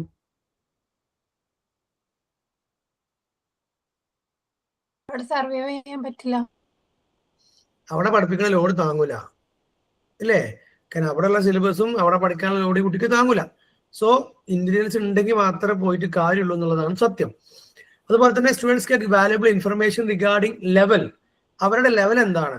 അതോ അവരൊരു ബിലോ ആവറേജ് ആണോ, എബോ ആവറേജ് ആണോ, അതോ IQ കൂടിയ ആളാണോ കുറഞ്ഞ ആളാണോ? Then quality of mental abilities of children. അവരുടെ മെന്റൽ എബിലിറ്റി എത്രത്തോളം ഉണ്ട്? നമുക്ക് ചുരുക്കി പറഞ്ഞാൽ IQ എത്രത്തോളം ഉണ്ട്, നല്ല IQ ഉണ്ടോ കുറവാണോ എന്ന് മനസ്സിലാക്കാൻ പറ്റും. They help in classifying students into homogeneous group of ability or performance. അവരുടെ എബിലിറ്റി അനുസരിച്ച് നമുക്ക് ഗ്രൂപ്പ് ആക്കാൻ പറ്റും അല്ലേ? കാരണം IQ കൂടിയ ആളുകൾ, കുറഞ്ഞ ആളുകൾ, ആവറേജ് ആളുകൾ എന്ന് പറഞ്ഞിട്ട് അവരുടെ എബിലിറ്റി എന്താണോ അതിനനുസരിച്ച് നമുക്ക് ക്ലാസിഫൈ ചെയ്യാൻ പറ്റും എന്നുള്ളതാണ്.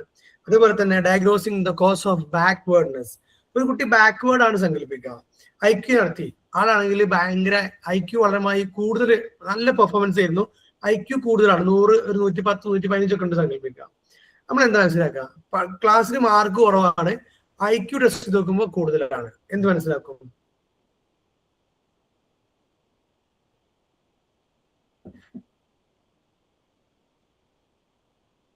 ഒരാള് പഠിക്കാൻ മാർക്ക് ലിസ്റ്റിൽ മാർക്ക് കുറവാണ്, പക്ഷെ IQ വെർബൽ ടെസ്റ്റ് നടത്തി, ഓക്കെ, ആൾക്ക് നല്ല IQ കാണിക്കുന്നുണ്ട്. അതിൽ നിന്ന് നമ്മൾ എന്ത് മനസ്സിലാക്കും as A teacher or A trainer?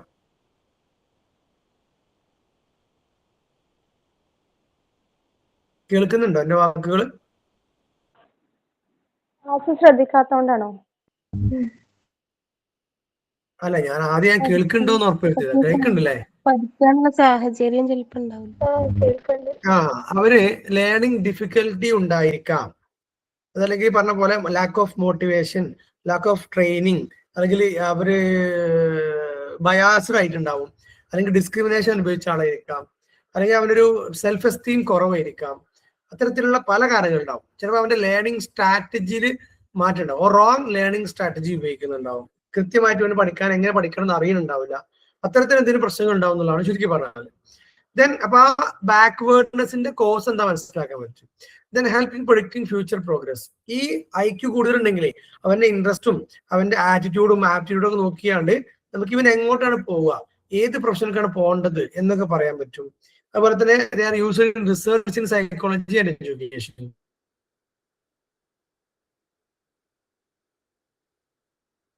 ഈ ഇന്റലിജൻസ് ടെസ്റ്റുകള് നമ്മുടെ റിസർച്ചില്, നമ്മുടെ സൈക്കോളജി റിസർച്ചിലും എഡ്യൂക്കേഷനിലും ഒക്കെ നമുക്ക് യൂസ് ചെയ്യാൻ പറ്റുന്നതാണ്. They are used in clinic and mental hospitals in order to record the effectiveness of the treatment. അതേപോലെ തന്നെ ഇന്റലിജൻസ് ടെസ്റ്റുകൾ സ്കൂളിൽ മാത്രമല്ല ഹോസ്പിറ്റലിലും ക്ലിനിക്കുകളിലും ഒക്കെ ഉപയോഗിക്കുന്ന ഒന്നാണ്. ഇതിൽ ആരെങ്കിലും ഇന്റലിജൻസ് ടെസ്റ്റ് ചെയ്തിട്ടുണ്ടോ? മോനിക്ക് ചെയ്തിട്ടുണ്ട്. ഇല്ല.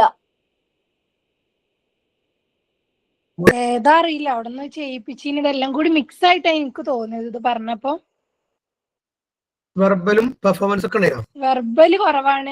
ഇങ്ങനെ ചെയ്യണ കൈകൊണ്ട് ചെയ്യുന്ന സംഭവങ്ങൾ ഉണ്ടായിനി. പിന്നെ നമ്പർ മാറ്റി ഡിജിറ്റ് ആക്കിയിട്ടുള്ള പാറ്റേൺ ഉണ്ടായിനി. അതുപോലെ ഓർമ്മിച്ച് വേർഡ് കൊടുത്തിട്ട് ഓർമ്മിച്ച് വെക്കാൻ പറയുന്ന, പിന്നെ ചോദിക്കും എന്ന് പറഞ്ഞ് അങ്ങനത്തെ കുറച്ച് ഐറ്റംസ് ഉണ്ടായിനി. അങ്ങനെ കുറച്ച്. പിന്നെ ബാക്കി ഞങ്ങൾ പാരന്റ്സിനോടാ ചോദിച്ചിട്ടുണ്ടായിരുന്നു. ഓക്കെ, അത് എത്ര വയസ്സിൽ? 5. 5 വയസ്സിൽ കുട്ടിക്ക് വർക്ക് കൊടുക്കാൻ പറ്റില്ലല്ലോ. ഒരു സെന്റൻസ് ഉണ്ടാക്കാൻ അറിയില്ലല്ലോ അല്ലെ? അതുകൊണ്ടാണ് വെർബൽ കൊടുക്കാതെ അല്ലെ? ആ വേർഡ്സ് കൊടുത്തതെന്ന് വെച്ചാൽ മെമ്മറി ഉണ്ടോ നോക്കാനാണ്. റോഡ് മെമ്മറി, നമ്മളെ റാമും ഒക്കെ ശരിയാണോ നോക്കാനാണ്. എന്തേനു? കുറച്ച് GK ഒക്കെ ചോദിച്ചിനി. GK ഒക്കെ ചോദിച്ചത് അല്ലേ? ഓക്കെ, അതെന്തിനറിയോ? അവന്റെ നമ്മളെ ഈ കോൺഷ്യസ്നെസ്സും അഥവാ നമ്മൾ കേൾക്കുന്നതും അറിയുന്നതും ഒക്കെ ജനറൽ ആയിട്ട് ഉണ്ടോ എന്നൊക്കെ നോക്കാനൊക്കെ ഉണ്ട്. അവിടെ മെമ്മറിയുടെ പല ഭാഗങ്ങൾ ചെക്ക് ചെയ്യാണ് അത് ചെയ്തത്. നിങ്ങൾ പറ്റുകയാണെങ്കിലേ നമ്മുടെ ഗ്രൂപ്പിൽ പറ്റുകയാണെങ്കിൽ, പ്രയാസമൊന്നും ഇല്ലെങ്കിൽ ആ ചെയ്ത ഇന്റലിജൻസ് ടെസ്റ്റിനെ കുറിച്ചിട്ടും ദാറ്റ് മീൻസ് എന്താണ് അവിടെ സംഭവിച്ചത് എന്നുള്ള ഒരു ഡീറ്റെയിൽഡ് ആയിട്ടൊരു വോയിസ് ഇടാണെങ്കിൽ നല്ലതാണ്. ഇത് പഠിക്കുന്ന കുട്ടികൾക്ക് ഉപകാരപ്പെടും. നിർബന്ധമല്ല നിങ്ങളുടെ പേഴ്സണാലിറ്റിക്ക് അല്ലെങ്കിൽ നീ പറഞ്ഞ പോലെ നിങ്ങളുടെ ഒരു പ്രൈവസിക്ക് അത് ബാധിക്കുന്നുണ്ടെങ്കിൽ ഇടണ്ട. പക്ഷെ അല്ലെങ്കിൽ നിർബന്ധമായിട്ട് ഇടണം. നിങ്ങളുടെ ചോയ്സ് ആണ്. ഓക്കെ, നിർബന്ധമില്ല.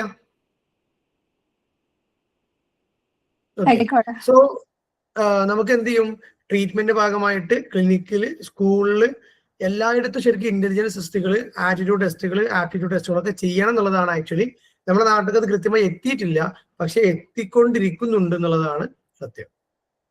ദെൻ ഇന്റലിജൻസ് ടെസ്റ്റുകളുടെ ലിമിറ്റേഷൻ ആണ് ഒന്ന്, it is difficulty to say the intelligence test have 100% validity. അഥവാ ഈ കൃത്യമാണ് നമ്മൾ പറഞ്ഞതെല്ലാം എന്നൊരിക്കലും പറയാൻ പറ്റില്ല എന്നാണ്. So the measure only native mental capacity. Just അവിടെ നമ്മൾ ആ ഒരു ചെയ്യുന്ന സമയത്ത് എന്താണോ ആ കുട്ടിയുടെ മെന്റൽ കപ്പാസിറ്റി അതനുസരിച്ചുള്ള റിസൾട്ട് മാത്രമേ കിട്ടുള്ളൂ. കംപ്ലീറ്റ്ലി 100% ഇതന്നെയാണെന്ന് പറയാൻ പറ്റില്ല എന്നുള്ളതാണ്. രണ്ട്, some factors may affect the result. ഈ കുട്ടിന്റെ പല ഭാഗങ്ങളും റിസൾട്ടിനെ ബാധിക്കും. എന്താ, socio cultural difference, lack of interest, ടെസ്റ്റിന്റെ അൺറിയലബിലിറ്റി, അതുപോലെ തന്നെ ആ കുട്ടിന്റെ മെന്റൽ സെറ്റപ്പ്, സിറ്റുവേഷൻസ്. ഇപ്പൊ ഇത് ഗ്രൂപ്പൊക്കെ ആണെങ്കിൽ ആ ഒരു ഗ്രൂപ്പിന്റെ കൾച്ചർ, ആ ഒരു ടൈം, ആ ഡ്യൂറേഷൻ, ഇങ്ങനെ കുറെ കാര്യങ്ങൾ അതിനെ ബാധിക്കും. Okay, then intelligence test also culture specific. ഇത് കൾച്ചർ സ്പെസിഫിക്, ഒരാളുടെ കൾച്ചറിനെ ബേസ് ചെയ്തിട്ടാണ് അതിന്റെ ഇന്റലിജൻസ് കിട്ടുക. Not completely culture fair. എന്നാൽ കംപ്ലീറ്റ്ലി എന്തല്ല, അഥവാ ദാറ്റ് മീൻസ് കൾച്ചറിൽ നിന്ന് കംപ്ലീറ്റ്ലി മാറി നിൽക്കുന്ന ഒന്നല്ല ഇന്റലിജൻസ് ടെസ്റ്റ്. അത് കൾച്ചർ അവന്റെ ഇന്റലിജൻസ് ടെസ്റ്റിനെ എന്ത് ചെയ്യും, അഫക്ട് ചെയ്യും അല്ലെങ്കിൽ ഇൻഫ്ലുവൻസ് ചെയ്യും എന്നുള്ളതാണ്. The test cannot be scales which have a non 0 points. പിന്നെ ഈ സ്കെയിൽ ഉണ്ടല്ലോ, 0 ഇടാൻ പാടില്ല എന്നാണ്. 0 ഇടാൻ പാടില്ല കാരണം വെച്ചാല് ഒരാളെ 0 സെലക്ട്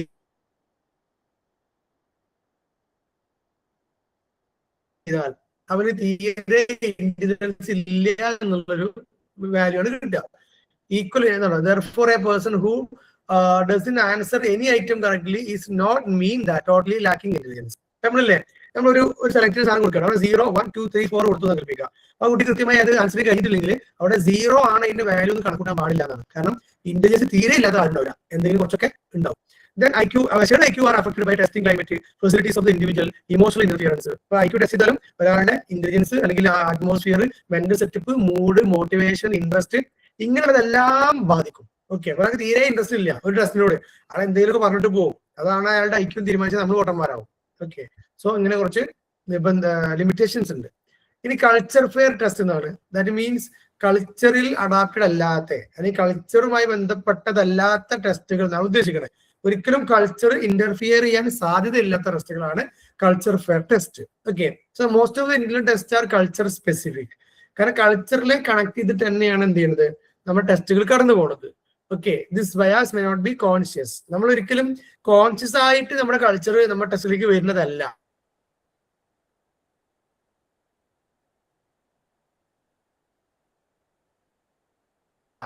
പക്ഷേ എന്ത് ചെയ്യും, നമ്മൾ അൺകോൺഷ്യസ് ആയിട്ട് നമ്മുടെ കൾച്ചർ കയറി വരും. ഇപ്പൊ കേരളക്കാരെ കൾച്ചറും തമിഴ്നാട്ടിലെ കൾച്ചറും അല്ലെങ്കിൽ പല സംസ്ഥാനങ്ങൾ ആളുകളുടെ കൾച്ചർ ഉണ്ടാവും. അവരിലൊക്കെ ഒരേ ടെസ്റ്റ് അവർ ചെയ്യുമ്പോൾ വ്യത്യസ്ത റിസൾട്ട് കിട്ടും. കാരണം നമ്മുടെ കൾച്ചർ അല്ല അവരുടെ കൾച്ചർ. അതുകൊണ്ട് അങ്ങനെയാണ്.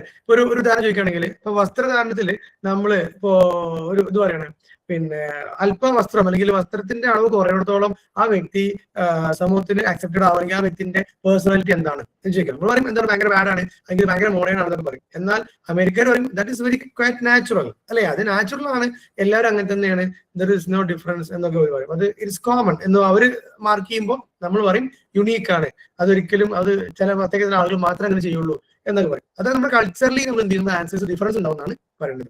Then matters taken for granted in one culture cannot be taken for another culture. ഒരു കൾച്ചറിന് വേണ്ടി നമ്മൾ പ്രിപ്പയർ ചെയ്യുന്ന സാധനങ്ങൾ മറ്റൊരു കൾച്ചറിൽ സെയിം റിസൾട്ട് കിട്ടൂല എന്നുള്ളതാണ് സത്യം. ഓക്കെ, അതുകൊണ്ട് തന്നെ ഈ വെസ്റ്റേൺ ആയിട്ടുള്ള ഈ പിന്നെ ടെസ്റ്റുകൾ നമ്മുടെ നാട്ടിൽ കൊണ്ടുവരുമ്പോൾ അതിന്റെ റിസൾട്ട് മാറാറുണ്ട്. കാരണം നമ്മുടെ കൾച്ചറും അവരുടെ കൾച്ചറും തമ്മിൽ ഒന്നല്ല എന്നുള്ളതാണ് സത്യം. Okay, then mental test emphasize speed. കാരണം മെന്റൽ ടെസ്റ്റുകൾ എന്താ സ്പീഡിനെ എംഫസൈസ് ചെയ്യുന്നുണ്ട്. എത്രത്തോളം സ്പീഡിൽ ചെയ്യാൻ പറ്റുമോ അത്രത്തോളം എന്താണ് അവർക്ക് ഇന്റലിജൻസ് ഉണ്ട് എന്ന് നമ്മൾ പറയാം. എന്നാൽ ഈ non competitive culture speed is not valued. ഒരു കൾച്ചറൽ കോണ്ടെക്സ്റ്റിൽ സ്പീഡിന് ഇമ്പോർട്ടൻസ് ഉണ്ടെന്നാണ് പറയുന്നത്. Then culture free intelligent test. എന്നാൽ ചില ഇന്റലിജന്റ് ടെസ്റ്റുകൾ കൾച്ചർ ഫ്രീ ആണ്. It is designed to minimise the influence of culture. ഈ കൾച്ചർ ഒരിക്കലും ഇൻഫ്ലുവൻസ് ചെയ്യൂല എന്ന ടെസ്റ്റുകളുണ്ട്. Social and language factors on person's performance.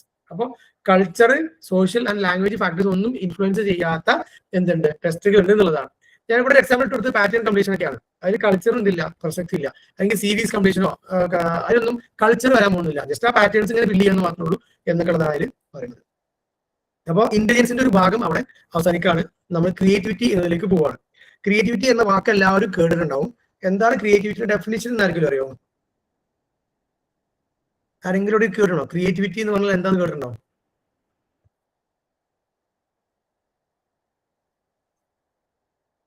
ഉണ്ടെങ്കിൽ പറയും. വാക്ക് കേട്ടാണ്, ഡെഫിനിഷൻ ഒന്നും അറിയില്ല. അങ്ങനെയാണോ?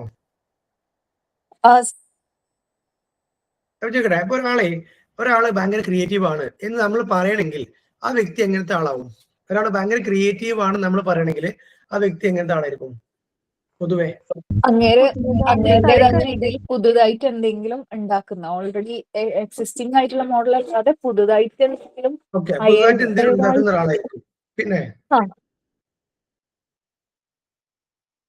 ഒന്നും കൂടി ഇമാജിൻ ചെയ്യാൻ കഴിവുള്ള ഒരാളായിരിക്കും. ഒരു ഇമാജിനേഷൻ കൂടിയ ആളായിരിക്കും. പിന്നെ ഡിഫറെന്റ് ഫ്രം അതേഴ്സ്, മറ്റുള്ളവരിൽ നിന്ന് എപ്പോഴും വ്യത്യസ്തനായ ഒരാളായിരിക്കും. Okay, very good. വേറെ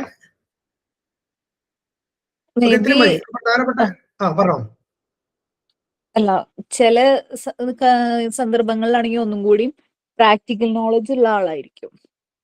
പ്രാക്ടിക്കൽ ലൈക്ക് യു.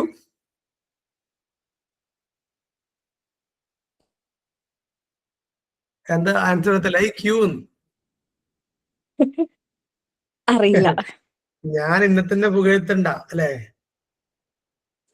ഓക്കെ, അപ്പൊ അതിന്റെ സിമ്പിൾ ഡെഫിനിഷൻ ഇതാണ്: capacity of the individual to discover or produce a new idea എന്നുള്ളതാണ്. ഇവിടെ രണ്ട് ആശയങ്ങളാണ്. ഒന്നുകിൽ ഒരു പുതിയതാവണം, അല്ലെങ്കിൽ പഴയതിനെ ഒന്ന് ആൾട്ടർ ചെയ്യണം. ഓക്കെ, ഈ രണ്ട് സംഭവങ്ങളാണ് ക്രിയേറ്റിവിറ്റിന്റെ പ്രധാനപ്പെട്ട അടിസ്ഥാനം എന്ന് പറയുന്നത് കേട്ടോ. Re arranging the old idea. Okay, രണ്ടാമത്തെ പോയിന്റ് ഉണ്ടോ? Re arranging the old idea. അപ്പൊ ഒന്നുകിൽ ഒരു ന്യൂ ഐഡിയ ക്രിയേറ്റ് ചെയ്യണം, അല്ലെങ്കിൽ ഒരു ഓൾഡ് ഐഡിയനെ ഒരു പുതിയ ഐഡിയ ആയി പ്രസന്റ് ചെയ്യാൻ കഴിയണം. ഓക്കെ, ഇവിടെ ഒസബൽ പറയുന്നത് a rare capacity for developing insight, sensitivity and appreciation in a circumscribed content area of intellectual or artistic activities എന്ന് പറയുന്നുണ്ട്. ഇത്രയേ ഉള്ളൂ. Rare capacity four developing insight ആണ്. ഓർ നമ്മളൊരു വസ്തുത അല്ലെങ്കിൽ നമ്മളൊരു സംഭവം ഡെവലപ്പ് ചെയ്യുമ്പോൾ അതിനെ വളരെ റെയർ വ്യത്യസ്തമായി ഡെവലപ്പ് ചെയ്യാനുള്ള നമ്മുടെ ഒരു കപ്പാസിറ്റി, വളരെ സെൻസിറ്റീവായി അതിനെ ക്രിയേറ്റ് ചെയ്യാനുള്ള നമ്മുടെ ഒരു കപ്പാസിറ്റി എന്നുള്ളതാണ്. In A circumscribed context area of intellectual or artistic activities. അവിടെ എന്തുണ്ട്? ഒരു ഇന്റലക്ച്വൽ ഏരിയ ഉണ്ട്, ഒരു ആർട്ടിസ്റ്റിക് ഡെവലപ്മെന്റ് അവിടെ ഉണ്ട്. സോ അത്തരം ഇന്റലക്ച്വൽ ആയി അല്ലെങ്കിൽ ആർട്ടിസ്റ്റിക് ആയി നമുക്കൊരു ആശയത്തെ ഡെവലപ്പ് ചെയ്ത് കൊണ്ടുവരാനുള്ള നമ്മുടെ ഒരു റെയർ കപ്പാസിറ്റിയാണ് ക്രിയേറ്റിവിറ്റി എന്നൊക്കെയാണ് ഒസബൽ പറയുന്നത്. ദെൻ ടോറൻസ് പറയുന്നത് ക്രിയേറ്റിവിറ്റിക്ക് രണ്ട് സ്റ്റേജസ് ഉണ്ട് എന്നുള്ളതാണ്. To shake and throw things together and to discriminate from a variety of different possibilities. To shake and throw things together. എന്താ അവിടെ ഉദ്ദേശിച്ചത്?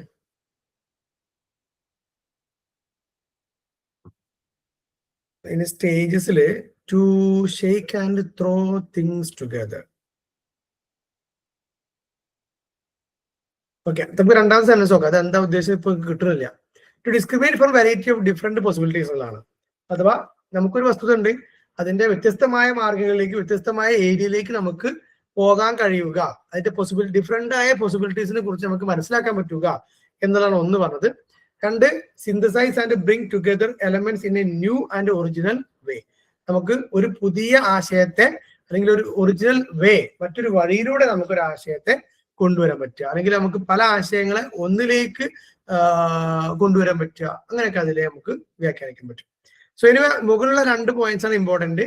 ഒന്നുകിൽ to discover or produce a new one, അല്ലെങ്കിൽ rearrange the old one. ഇതിന്റെ characteristics ആണ്, ക്രിയേറ്റിവിറ്റിന്റെ characteristics ആണ്. The end product should be tangible, അഥവാ ആളുകൾക്ക് റിയലിസ്റ്റിക് ആയി ഫീൽ ചെയ്യാവുന്ന, ടച്ച് ചെയ്യാവുന്ന, റിയൽ കോൺക്രീറ്റ് പെർസെപ്റ്റിബിൾ ഒബ്ജക്റ്റുകളായിരിക്കും അല്ലെങ്കിൽ പ്രോഡക്റ്റുകളായിരിക്കും ഉണ്ടായിരിക്കുക. അഥവാ ആർക്കും ഒന്നും കാണാൻ കഴിയാത്ത എന്തോ ഒരു മായാജാലം ഉണ്ടാക്കുക എന്നുള്ളതല്ല ക്രിയേറ്റിവിറ്റി.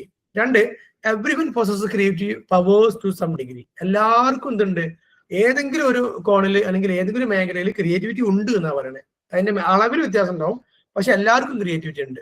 3, ഇതൊരു these are natural endowment shall be nourished by training or education. Creativity നമുക്ക് എന്ത് ചെയ്യാൻ പറ്റും, നറിഷ് ചെയ്യാൻ പറ്റും, അതിനെ വളർത്താൻ പറ്റും. എങ്ങനെ? ട്രെയിനിങ് കിട്ടിയാൽ, അല്ലെ? നമ്മള് ചിത്രം വരക്കലാവട്ടെ, അല്ലെങ്കിൽ ഈ വേസ്റ്റ് ആയ വസ്തുക്കളിൽ നിന്ന് ക്രിയേറ്റീവായ പ്രൊഡക്റ്റുകൾ ഉണ്ടാക്കുന്ന ആളുകളുണ്ട്. അവർ ട്രെയിനിങ് പാടെ കിട്ടി എന്ത് ചെയ്യും, ഒന്നും കൂടി അടിപൊളിയാവുന്ന പറയണേ. And any creative expression is A source of satisfaction and Joy. എപ്പോഴും ക്രിയേറ്റിവിറ്റിന്റെ റിസൾട്ട് എന്ന് പറയുന്നത് സാറ്റിസ്ഫാക്ഷനും ജോയും ആണ്, എൻജോയ്മെന്റ് ആണ്. 5, there is ego involvement, the will say it's my idea. എപ്പോഴും ക്രിയേറ്റീവായി ചെയ്ത ഒരാൾ എന്ത് പറയും, അവിടെ ഒരു ഈഗോ സെൻട്രിക് ആയിരിക്കുമല്ലോ. ഈഗോ സെൻട്രിക് എന്ന് പറയാൻ കഴിയില്ല, എങ്കിലും ഇത് എന്റേതാണ് എന്ന ആളുകളെ കാണിക്കാനുള്ള ഒരു എന്തുണ്ടാവും, ഒരു ത്വര അവർക്ക് ഉണ്ടാവും എന്നുള്ളതാണ്. അത് അവര് അങ്ങനെ കാണിക്കുന്നത് തെറ്റാണോ ശരിയാണോ? നമ്മളൊരു പുതിയ സാധനം ഉണ്ടാക്കി, അത് വേറൊരു പറയണം അത് ഞാൻ ഉണ്ടാക്കിയതാണ് കേട്ടോ എന്ന് പറയുന്നത് ശരിയാണോ തെറ്റാണോ?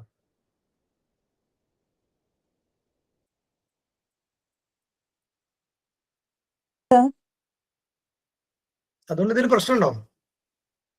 It's my work, it's my product എന്ന് പറയുന്നതുകൊണ്ട് തെറ്റുണ്ടോ? തെറ്റൊന്നുമില്ല. പ്രൗഡാണല്ലേ, അവർ ശരിക്കും പ്രൗഡാണ്. കാരണം എനിക്ക് അങ്ങനെ കഴിവുണ്ട് എന്ന് ബാക്കിയുള്ളവരൊന്ന് കാണണം എന്നുള്ളത് തന്നെയാണ്. Then it involves divergent thinking, freedom for multiplicity, choices and lines of actions, etc. നമ്മൾ കൺവേർജന്റ് തിങ്കിങ്ങും ഡൈവേർജന്റ് തിങ്കിങ്ങും കഴിഞ്ഞ ക്ലാസ് പറഞ്ഞിരുന്നു, കേട്ടണോ എനിക്കറിയില്ല.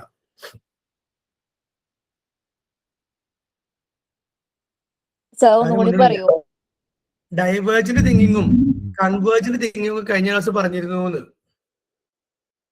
സാർ ഒന്നും കൂടി ആ സാധനം പറയൂന്ന് ചോദിച്ചു. പറയൂല, ലീവ് ആയിട്ടല്ലേ? ഓക്കെ സർ, ക്ലാസ് കേൾക്കും. ഇവിടെ ഡൈവേർജന്റ് തിങ്കിങ് ഉണ്ട്, അതുകൊണ്ട് അത് മാത്രം പറഞ്ഞുതരാം. വളരെ വ്യത്യസ്തമായി ചിന്തിക്കുക, ആരും ചിന്തിക്കാത്ത പോലെ ചിന്തിക്കുക എന്നുള്ളതാണ് ഡൈവേർജന്റ് തിങ്കിങ്. സോ നമുക്ക് ഒരു വസ്തുവിന്റെ യൂസിനെ കുറിച്ച് നമ്മളെല്ലാവരും ചിന്തിക്കുന്നതിൽ നിന്ന് മാറി ചിന്തിക്കുന്ന ഒരു രീതി ഈ ക്രിയേറ്റിവിറ്റിയിൽ ഉണ്ടാകും. അതുപോലെ തന്നെ it covers all aspect of human accomplishment. നമുക്കൊരു നേട്ടം, അല്ലെങ്കിൽ നമ്മുടെ എല്ലാ പ്രൊഡക്റ്റിന്റെയും നമ്മുടെ പെർഫോമൻസിന്റെയും ഒക്കെ ഒരു ആസ്പെക്ട് ആണ് ഈ ക്രിയേറ്റിവിറ്റി എന്ന് പറയുന്നത്. പിന്നെ the important components of creativity, അതിൽ ഗിൽഫോർഡ് ആൻഡ് ടോറൻസ് പറഞ്ഞ പ്രധാനപ്പെട്ട ക്രിയേറ്റിവിറ്റിന്റെ കോമ്പണൻസ് ആണ്. ഒന്ന്, ഐഡിയേഷണൽ ഫ്ലുവൻസി, നമുക്ക് വളരെ ഐഡിയൽ ആയി അല്ലെങ്കിൽ നമുക്ക് വളരെ ഫ്ലുവന്റ് ആയിട്ട് കാര്യങ്ങൾ ചെയ്യാൻ പറ്റുക. ദെൻ ഒറിജിനാലിറ്റി, അഥവാ ഒറിജിനൽ ആയി തന്നെ അതിനെ ഒരു പുതിയ പ്രോഡക്റ്റ് ഉണ്ടാക്കാൻ പറ്റുക. ഫ്ലെക്സിബിൾ ആവുക, ഡൈവേർജന്റ് തിങ്കിങ്, ഓക്കെ ഇവിടെ വന്നിട്ടുണ്ട്. ആൻഡ് പെർസിസ്റ്റൻസ്, ആൻഡ് അഥവാ സ്ഥിരത ഉണ്ടാവുക, പെർസിസ്റ്റൻസ്. ആൻഡ് സെൽഫ് കോൺഫിഡൻസ്, അല്ലെ? സെൻസിറ്റീവ്നെസ്, അഥവാ ചെറിയ ചെറിയ കാര്യങ്ങളിൽ വരെ നമുക്ക് ഇമോഷൻ കണ്ടെത്തുക അല്ലെങ്കിൽ അതിന് സെൻസിറ്റീവ് ആകാൻ കഴിയുക എന്നുള്ളതാണ്.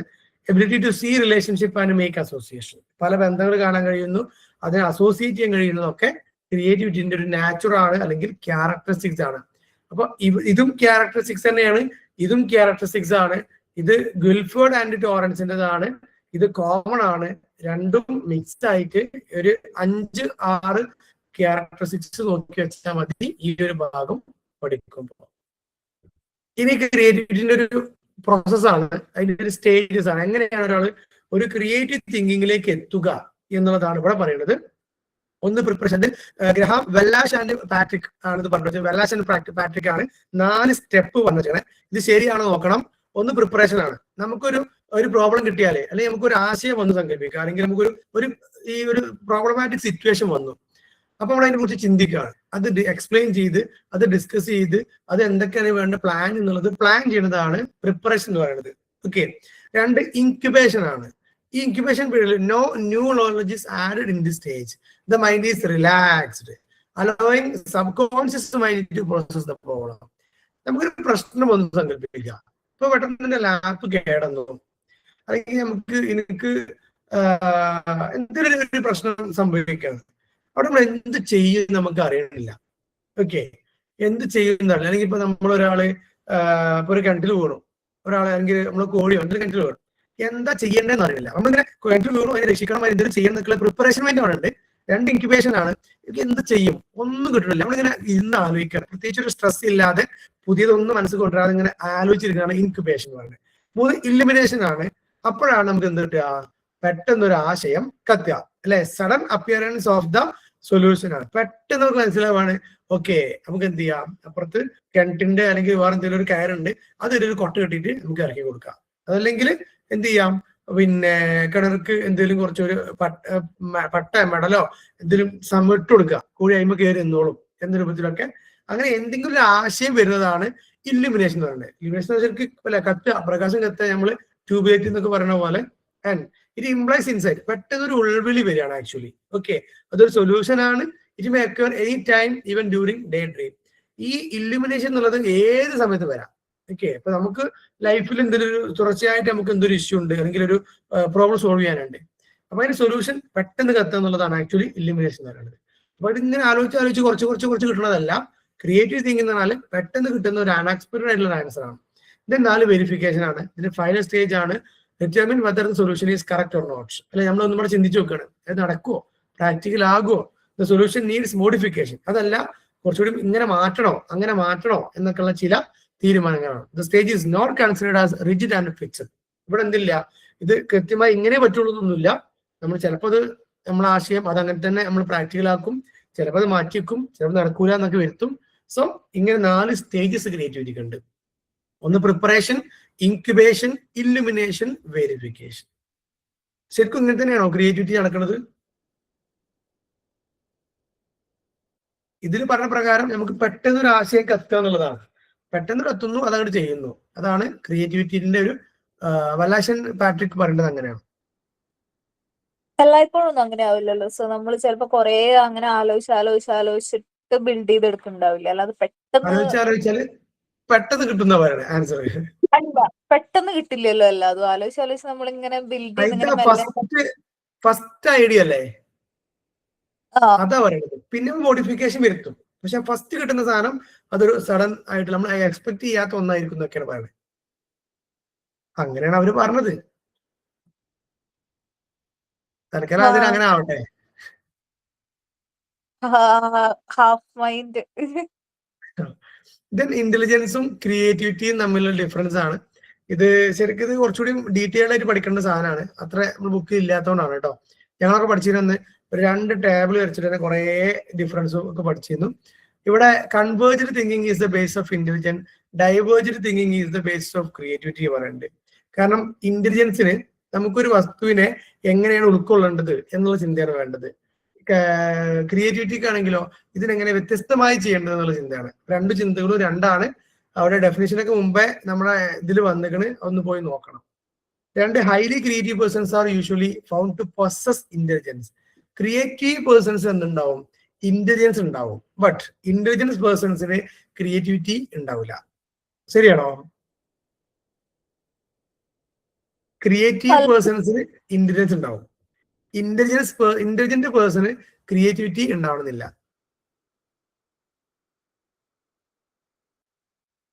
ശരിയാണോ?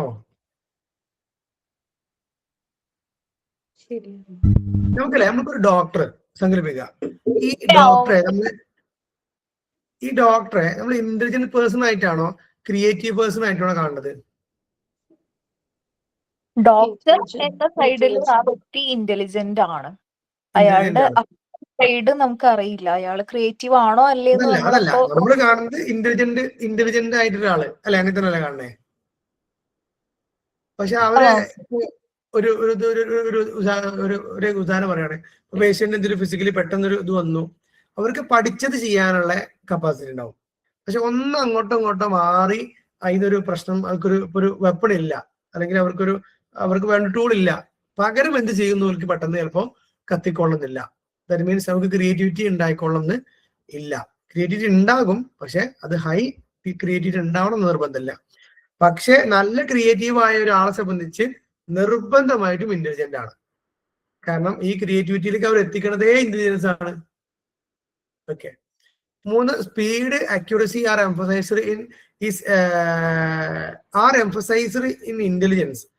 അപ്പോൾ സ്പീഡും അക്യുറസിയും ഇന്റലിജൻസിന്റെ ഭാഗമാണ്. ഇതിൽ ചെറിയ ടൈപ്പ് മിസ്റ്റേക്ക് ഉണ്ട് കേട്ടോ. സ്പീഡും അക്യുറസിയും ഇന്റലിജൻസിന്റെ ഭാഗമാണ്. എന്നാൽ നൊവൽറ്റി, ഫ്ലെക്സിബിലിറ്റി, ഒറിജിനാലിറ്റി, ഫ്ലുവൻസി എന്ന് പറയുന്നത് ക്രിയേറ്റിവിറ്റിയാണ്. ഒരു കാര്യം പെട്ടെന്ന് ചെയ്യണമെങ്കിൽ ബുദ്ധി തന്നെ വേണം, ഇന്റലിജൻസ് തന്നെ വേണം. എന്നാൽ കുറച്ച് സമയം എടുത്തിട്ടാണെങ്കിലും വെറൈറ്റി ആയി ചെയ്യണമെങ്കിൽ എന്ത് വേണം? ക്രിയേറ്റിവിറ്റി വേണം. ഓക്കെ. നമുക്കൊരു റൂം ഡെക്കറേറ്റ് ചെയ്യണം. ഓക്കെ. പെട്ടെന്ന് ആളത് ചെയ്താൽ അയാൾക്ക് ഇന്റലിജൻസ് ഉണ്ട് എന്ന് മനസ്സിലാക്കണം. അഥവാ അതേപോലെ അത് ഭയങ്കര അടിപൊളിയായിട്ട് പെട്ടെന്ന് ചെയ്താൽ ഇന്റലിജൻസും ഉണ്ട്, ക്രിയേറ്റിവിറ്റി ഉണ്ട്. എന്നാൽ ആള് സാവധാനം ചെയ്യണത്, ഓക്കെ, അത് വളരെ സമയമെടുത്ത് സാവധാനം ചെയ്യുകയാണെങ്കിൽ അയാൾക്ക് നല്ല ക്രിയേറ്റിവിറ്റി ഉണ്ട് മനസ്സിലാക്കണം. ഇന്റലിജൻസ് ഇല്ലാതെ ക്രിയേറ്റിവിറ്റി ഉണ്ടാവില്ല, പക്ഷെ അവിടെ അയാളെ ക്രിയേറ്റിവിറ്റി അടിപൊളിയാണെന്ന് മനസ്സിലാക്കണം. അപ്പൊ സ്പീഡും അക്യുറസിയും ഇന്റലിജൻസിന്റെ ഭാഗമാണ്. നൊവൽറ്റി, ഫ്ലെക്സിബിലിറ്റിക്കാണ് ക്രിയേറ്റിവിറ്റിന്റെ ഭാഗമായത്. ഇതെങ്ങനെയാണ് ഒരു ക്രിയേറ്റീവ് ചിൽഡ്രനെ ഐഡന്റിഫൈ ചെയ്യാന്നുള്ളതാണ്. ഇത് അധികം വിശദമായിട്ട് പറയണില്ല, ജസ്റ്റ് 2 പോയിന്റ് പറയുന്നുള്ളൂ. ഒന്ന്, making use of test of creativity test നടത്തുക എന്നുള്ളതാണ്. ക്രിയേറ്റിവിറ്റി ടെസ്റ്റ് നടത്തിയാൽ അയാൾക്ക് ക്രിയേറ്റിവിറ്റി മനസ്സിലാവും, അത് എല്ലാവർക്കും അറിയാം, കോമൺ പോയിന്റ് ആണ്. 2, observation, interview, rating scale, personality inventory, check list, ഇതൊക്കെ കൊടുക്കുക. ഒരാളെ നമുക്ക് ഡ്യൂട്ടി കൊടുത്തിട്ട് ആളെ ഒബ്സർവ് ചെയ്യുക, കൃത്യമായിട്ട് ചെയ്യുന്നുണ്ടോ, ആളെ എന്തെങ്കിലും വലിയ പുതുമ കൊണ്ടുവരുന്നുണ്ടോ. അതുപോലെ തന്നെ ആളെ ഇന്റർവ്യൂ നടത്തുക, റേറ്റിംഗ് സ്കെയിൽ ഇട്ടാണ് ആളെ ഒബ്സർവ് ചെയ്യുക, അല്ലെ, പേഴ്സണാലിറ്റി ഇൻവെന്ററി, പേഴ്സണാലിറ്റി ടെസ്റ്റുകൾ കൊടുക്കുക.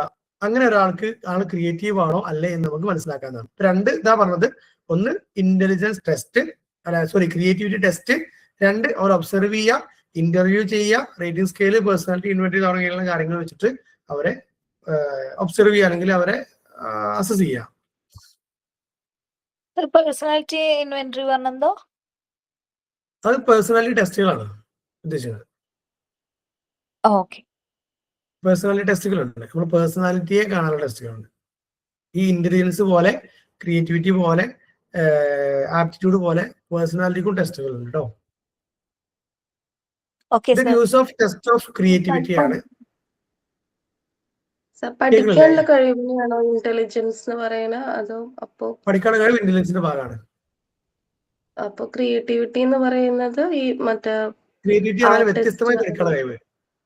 പഠിക്കാൻ ക്രിയേറ്റിവിറ്റി എന്ന് വെച്ചാല് നമ്മള് ഇപ്പൊ ഒരാള് ഒരു ഇതുണ്ടാക്കുക, സങ്കല്പിക്കാം, കുറച്ച് പേപ്പർ തന്നു. ഒരു പേപ്പർ എന്ന് പറയുന്നത് ഒരു ഗ്രീറ്റിംഗ് കാർഡ് ഉണ്ടാക്കണം പറഞ്ഞു.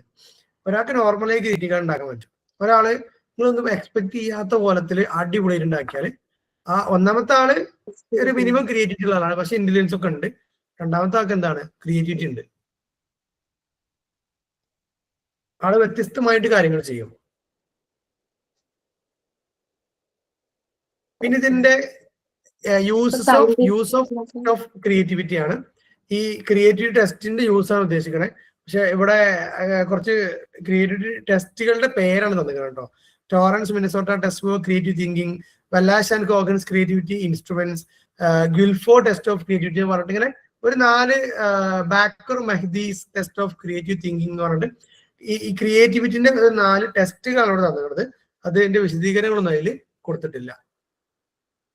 The test of creativity and employ verbal and non-verbal എന്നാണ്. ഇത് വെർബൽ ഐറ്റംസും നോൺ വെർബൽ ഐറ്റംസും ആണ്.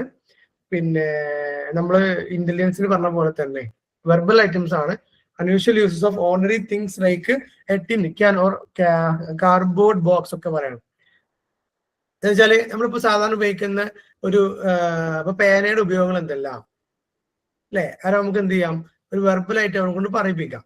അപ്പൊ നമ്മള് പേനന്റെ ആണെങ്കിൽ പന്തിന്റെ ഉപയോഗങ്ങൾ എന്തെല്ലാം, അപ്പൊ അവർ പറയുമ്പോൾ ഒരു വ്യത്യസ്തമായിട്ട് പറയുന്നുണ്ടെങ്കിൽ, അവർ സാധാരണ എഴുതാനും വായിക്കാനൊക്കെ മാത്രം പറയണം പേനന്റെ ഉപയോഗമെങ്കിൽ അത് ക്രിയേറ്റീവ് അല്ല.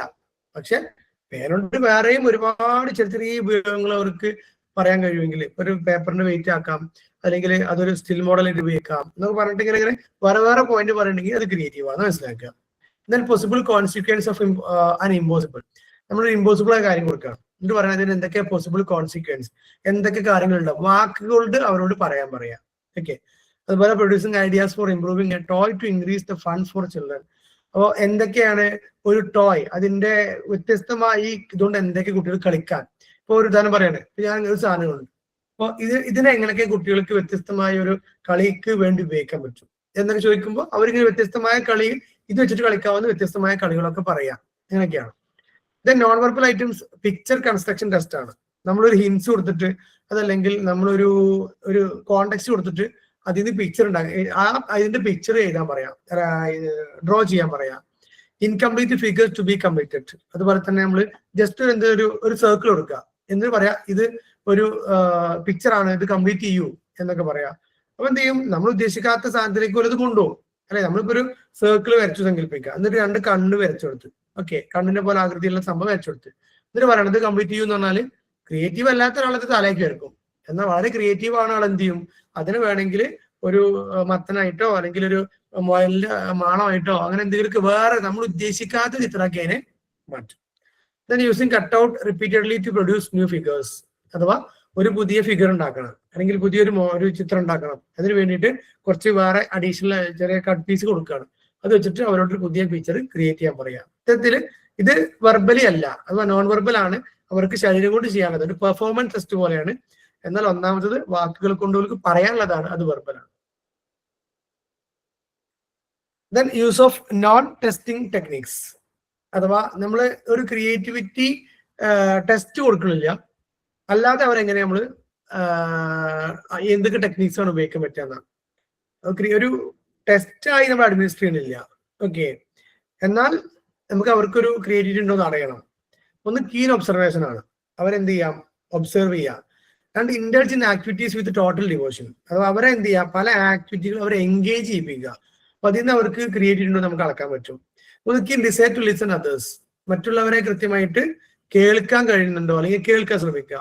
എന്നാൽ യൂസിങ് അലോഗീസ് മച്ച് ഇൻ ദെയർ സ്പീച്ച്. അവരെത്രത്തോളം അവരുടെ സ്പീച്ചിലും അല്ലെങ്കിൽ അവരുടെ സംസാരങ്ങളിലും ഈ എക്സാമ്പിൾസും അല്ലെങ്കിൽ മോഡൽസും അതൊക്കെ ഉപയോഗിക്കുന്നുണ്ടെന്ന് നോക്കുക. 5 energetic and enthusiastic, spending a lot of time in reading, writing and drawing. പിന്നെ നമ്മളെ സമയത്തെ നമ്മൾ എന്ത് ചെയ്യാം, ക്രിയേറ്റീവായിട്ട് ഉപയോഗിക്കുക, റൈറ്റിങ്ങും ഡ്രോയിങ്ങും ഒക്കെ. അപ്പൊ അതിലൂടെ നമുക്ക് ക്രിയേറ്റിവിറ്റി ബൂസ്റ്റ് ചെയ്യാൻ പറ്റും, ഓക്കെ. അപ്പൊ അതിൽ നമുക്ക് എങ്ങനെ അളക്കാൻ പറ്റും, അതേപോലെ നമുക്ക് എങ്ങനെ ബൂസ്റ്റ് ചെയ്യാൻ പറ്റും, അതൊക്കെ ഈ രണ്ടിനും പറ്റുന്ന പോയിന്റ്സ് ആണ്. Not readily accepting what others say. മറ്റുള്ളവർ പറയണത് എങ്ങനെയെന്നുള്ള അങ്ങനെ ആക്സെപ്റ്റ് ചെയ്യരുത്. ഇതിന് വേറെ എന്തെങ്കിലും മാർഗം ഉണ്ടോ, വേറെ എന്താണ് ചെയ്യേണ്ടത്, അവരെ കൊണ്ട് വേറെ വേറെ പറയിപ്പിക്കാം. 7 examine the presented idea from different angles. നമ്മൾ ഒരു ആശയം കൊടുക്കുക, അത് വ്യത്യസ്തമായി പ്രസന്റ് ചെയ്യാൻ പറയാ, അതിലൂടെ വ്യത്യസ്തമായി ചെയ്യുമ്പോൾ അവർക്ക് വളരെ ക്രിയേറ്റീവ് ഉണ്ടെന്ന് മനസ്സിലാക്കാം. അതുപോലെ തന്നെ വെർബൽ ഫ്ലുവൻസി, നമ്മൾ കൊടുക്കുന്ന വാക്കുകൾ അത് വെച്ചിട്ട് അവർക്ക് വെർബലി വളരെ ഫ്ലുവന്റ് ആയിട്ട് അവർക്ക് പ്രസന്റ് ചെയ്യാൻ പറ്റുമോ. 9 richness in flow of ideas. അവർക്ക് ഇപ്പൊ പല ഐഡിയാസ് നമ്മളിപ്പോ ഒരു ആശയം കൊടുത്തു അല്ലെങ്കിൽ ഒരു സ്റ്റോറി കൊടുത്തു, അതിനനുസരിച്ച് ഇങ്ങനെ പല കോണ്ടെക്സ്റ്റിൽ പറയാൻ പറയാം, അല്ലെങ്കിൽ ആ സ്റ്റോറി കംപ്ലീറ്റ് ചെയ്യാൻ പറയാം, അതല്ലെങ്കിൽ നമ്മൾ കൊടുക്കുന്ന ആശയം വെച്ചിട്ട് കൂടുതൽ ഡെവലപ്പ് ചെയ്യാൻ പറയാം. അതൊക്കെ അവർക്ക് പറ്റുന്നുണ്ടോ എന്ന് നോക്കുക എന്നൊക്കെയുള്ളതാണ്. അതായത് ചെറിയ നമ്മൾ ക്ലാസ് റൂമിലൊക്കെ ഉപയോഗിക്കാവുന്ന ചെറിയ സാധനങ്ങളാണ് കേട്ടോ. അതുപോലെ flexible and adaptive in free atmosphere but appear to be restive under rigid condition. ഇപ്പൊ നമ്മൾ അവരെന്ത് ചെയ്യാണ്, flexible and adaptive in free atmosphere. നമ്മളൊരു ഫ്രീ അറ്റ്മോസ്ഫിയറിൽ ഉണ്ടാവുക, പക്ഷെ അവർക്ക് റിജിഡ് കണ്ടീഷൻ ആണെന്നുള്ള ഒരു തീം കൊടുക്കുക, അല്ലെങ്കിൽ അതിൽ അവർക്കുള്ള ഒരു ടാസ്ക് കൊടുക്കുക. അവരെന്ത് ചെയ്യണം, അതിൽ അവർ എത്രത്തോളമാണ് അവരത് എങ്ങനെ മാനേജ് ചെയ്യും എന്നുള്ള കാര്യങ്ങൾ പറയാം. അതുപോലെ exhibit feelings and emotions openly. നമ്മൾ അവരോടും അവർക്ക് നമ്മളോടും എന്ത് ചെയ്യുക, ഫീലിങ്സ് ഇമോഷൻസ് ഒക്കെ ഓപ്പൺ ആയിട്ട് ഷെയർ ചെയ്യാൻ പറയാം, എക്സിബിറ്റ് ചെയ്യാൻ പറയാം. അതുപോലെ ലോ ഡിസ്ട്രാക്ടിവിറ്റി, അത് അവർക്ക് ഡിസ്ട്രാക്ഷൻസ് കുറച്ചു കൊടുക്കുക. അതുപോലെ always puzzled about something and absorbed in thinking. എപ്പോഴും എല്ലാതും ഒരു പ്രശ്നങ്ങളായി അതിനെ കാണാൻ സാധിക്കുക. ഇത് എനിക്കുള്ള ഒരു പസിലാണ്, അല്ലെങ്കിൽ ഇത് എനിക്ക് സോൾവ് ചെയ്യാനുള്ള ഒരു ഇഷ്യൂ ആണ്, ഞാൻ എങ്ങനെ അത് സോൾവ് ചെയ്യും എന്നുള്ള കാര്യങ്ങളിലേക്ക് പോവുക. അതുപോലെ they never reject any solution merely because at first appearance it looks unconventional and foolish. അപ്പൊ അവരൊരിക്കലും നെവർ റിജക്ട് എനി സൊല്യൂഷൻ. അവർ എന്ത് സൊല്യൂഷൻ കൊടുത്താലും അത് റിജക്ട് ചെയ്യണമെന്നൊന്നുമില്ല. കാരണം ഇപ്പൊ അവർക്ക് നമ്മളൊരു എന്ത് പറഞ്ഞാലും അതിൽ നിന്ന് അവർ വ്യത്യസ്തമായിട്ടൊരു കാര്യങ്ങൾ ചെയ്യും എന്നൊക്കെ ഉള്ളതാണ്. Then not satisfied with a single solution to a problem. ഈ ക്രിയേറ്റീവായ ആളുകൾ ഒരിക്കലും ഒരു സൊല്യൂഷനുമായി ബന്ധപ്പെട്ട് സാറ്റിസ്ഫൈഡ് ആവില്ല. കാരണം അതർ പോസിബിൾ സൊല്യൂഷൻസിലേക്ക് അവരിങ്ങനെ പോയിക്കൊണ്ടിരിക്കും. കാരണം അവരെ സംബന്ധിച്ച് വ്യത്യസ്തമായ കാര്യങ്ങൾ ഉണ്ടാക്കുക എന്നുള്ളത് വളരെ സിമ്പിൾ ആണ്. അങ്ങനെയൊക്കെയുള്ള കുറച്ച് പോയിന്റ്സ് ആണ് അതിൽ പറയണേ. ഇനി എങ്ങനെ നമുക്ക് ക്രിയേറ്റിവിറ്റി കുട്ടികളിൽ ഫോസ്റ്റർ ചെയ്യാം, അഥവാ എങ്ങനെ അവരിൽ ബൂസ്റ്റ് ചെയ്യാം എന്നുള്ളതാണ്. ഇതിന് കുറച്ച് പോയിന്റ്സ് പറയുള്ളൂ.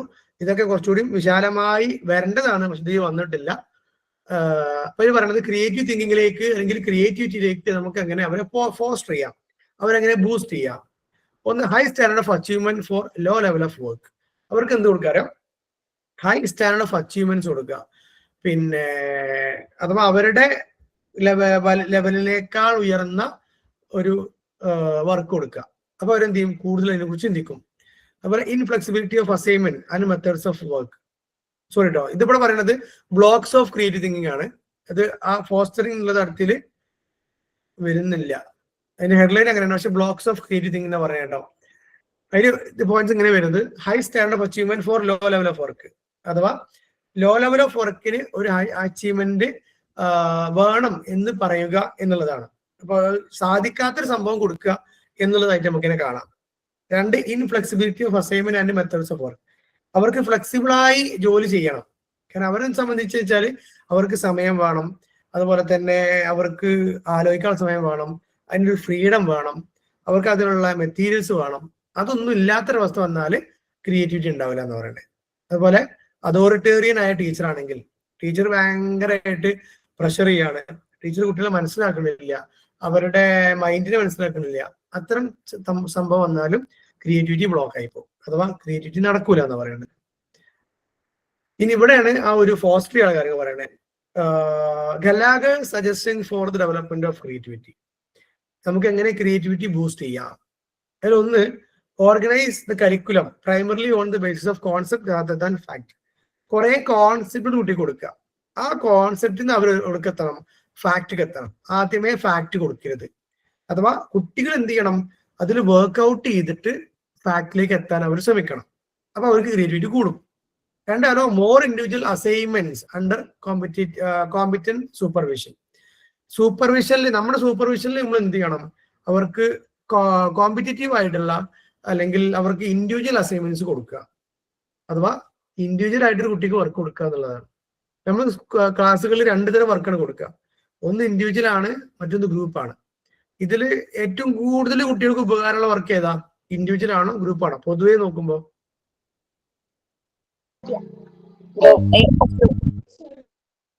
പൊതുവെ നമ്മൾ ഇൻഡിവിജ്വൽ വർക്ക് കൊടുക്കണോ ഗ്രൂപ്പ് വർക്ക് കൊടുക്കണോ?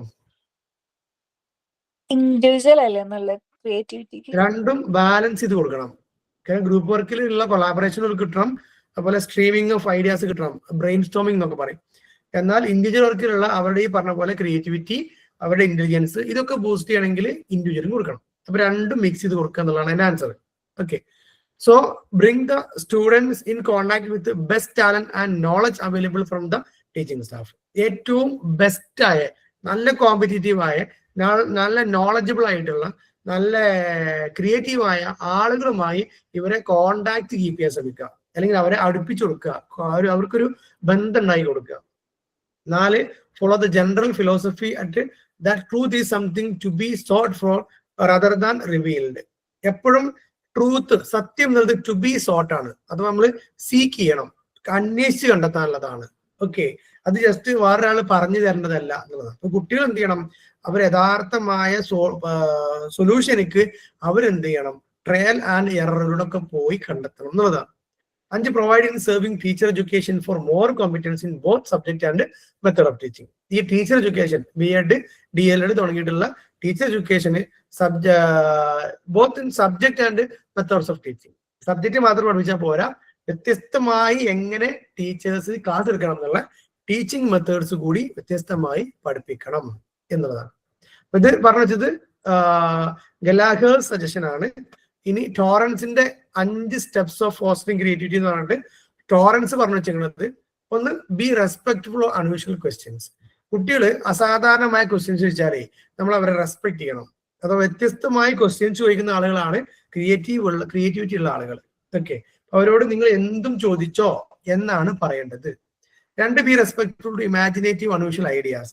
ഒരു പറയണ്ട, അസാധാരണമായ എന്തെങ്കിലും ഐഡിയ പറഞ്ഞാൽ അവർക്ക് ക്രിയേറ്റിവിറ്റി ഉണ്ടെന്ന് മനസ്സിലാക്കാം. ഓക്കെ, എല്ലാവരും പറഞ്ഞ ആൻസർ തന്നെ പറയുന്നവന് ക്രിയേറ്റിവിറ്റി കുറവായിരിക്കും എന്നുള്ളതാണ്. 3, show your people that their idea have values. കുട്ടികൾ എന്ത് ആശയം പറഞ്ഞാലും അതിനൊക്കെ വാല്യൂ ഉണ്ട്, അതൊക്കെ ശരിയാണ്, അതിനൊക്കെ എന്തുണ്ട്, അതിൻ്റെതായ ഒരു ഇമ്പോർട്ടൻസ് ഉണ്ടെന്ന് പറയാം. 4, occasionally people do something for practice without the threat of evaluation. പലപ്പോഴും അല്ലെങ്കിൽ ചില സന്ദർഭങ്ങളിൽ നമ്മൾ അവരെ ഇവാലുവേറ്റ് ചെയ്യരുത്. നിങ്ങൾക്ക് ഇഷ്ടമുള്ള പോലെ ചെയ്യൂ, നിങ്ങൾക്ക് ശരിയാണ് തോന്നുന്നത് ചെയ്യൂ എന്ന് അവരോട് പറയണം എന്നാണ്. അവരെ എപ്പോഴും ഇവാലുവേറ്റ് ചെയ്ത് ഇത് ശരി, ഇത് തെറ്റ്, ഇത് നല്ലത്, ഇത് ചീത്ത, അങ്ങനെ നമ്മൾ എന്ത് ചെയ്ത് പിന്നാലെ നടന്ന് ഫുൾ അസസ് ചെയ്ത് എന്നുള്ളതാണ്. 5, you are here to the causes and consequence. അഥവാ നമ്മൾ എന്ത് ചെയ്യണം, പിന്നെ കോസസ് ആൻഡ് കോൺസിക്വൻസിനെ നമ്മൾ കാണണം. Let them evaluate the goodness and badness of A result. ഇതിവിടെ ഒരു സ്പെല്ലിംഗ് മിസ്റ്റേക്ക് ആണ് കേട്ടോ, ടൈപ്പിംഗ് മിസ്റ്റേക്ക് ആണ്. Evaluate the goodness and badness. അതുപോലെ തന്നെ എന്താണ് കോസ്, കോൺസിക്വൻസ്, അതിലേക്ക് എത്തണം. അതേപോലെ തന്നെ ഗുഡ് എന്താണ്, ബാഡ്നെസ് എന്താണ്, അതിലേക്കും എത്തണം. Instead of saying this is good and that is bad, നമ്മൾ പറഞ്ഞു കൊടുക്കരുത്. ലെറ്റ് ദം ഇവാലുവേറ്റ് എന്നാ പറയണേ. അവർ കണ്ടെത്തട്ടെ എന്താണ് ശരി, എന്താണ് തെറ്റ്, എന്താണ് കോസ്, എന്താണ് കോൺസിക്വൻസ്, അത് അവർ കണ്ടെത്തട്ടെ, നമ്മൾ കൊടുക്കേണ്ടതില്ല എന്നൊക്കെയാണ് പറയുന്നത്. അപ്പോൾ രണ്ടാമത് കണ്ട് ടോറൻസ്, അതുപോലെ തന്നെ ഗലാഗസ്. ഇനി 3 പറയുന്നത് Osborne suggested brain storming. Brain storming എന്ന് പറഞ്ഞാൽ വ്യത്യസ്തമായ പല ആശയങ്ങൾ കുട്ടികൾ ഷെയർ ചെയ്തിട്ട് നമ്മൾ അതിൽ നിന്ന് ഒരു കൺക്ലൂഷനിലേക്ക് എത്തുക എന്നൊക്കെയാണ് ബ്രെയിൻ സ്റ്റോമിങ്. അപ്പൊ അതിന് എന്തുണ്ടാവും, പല ആളുകൾ അഭിപ്രായം പറയുമ്പോൾ പല വ്യത്യസ്തമായ ആശയങ്ങൾ ഉണ്ടായിരിക്കും.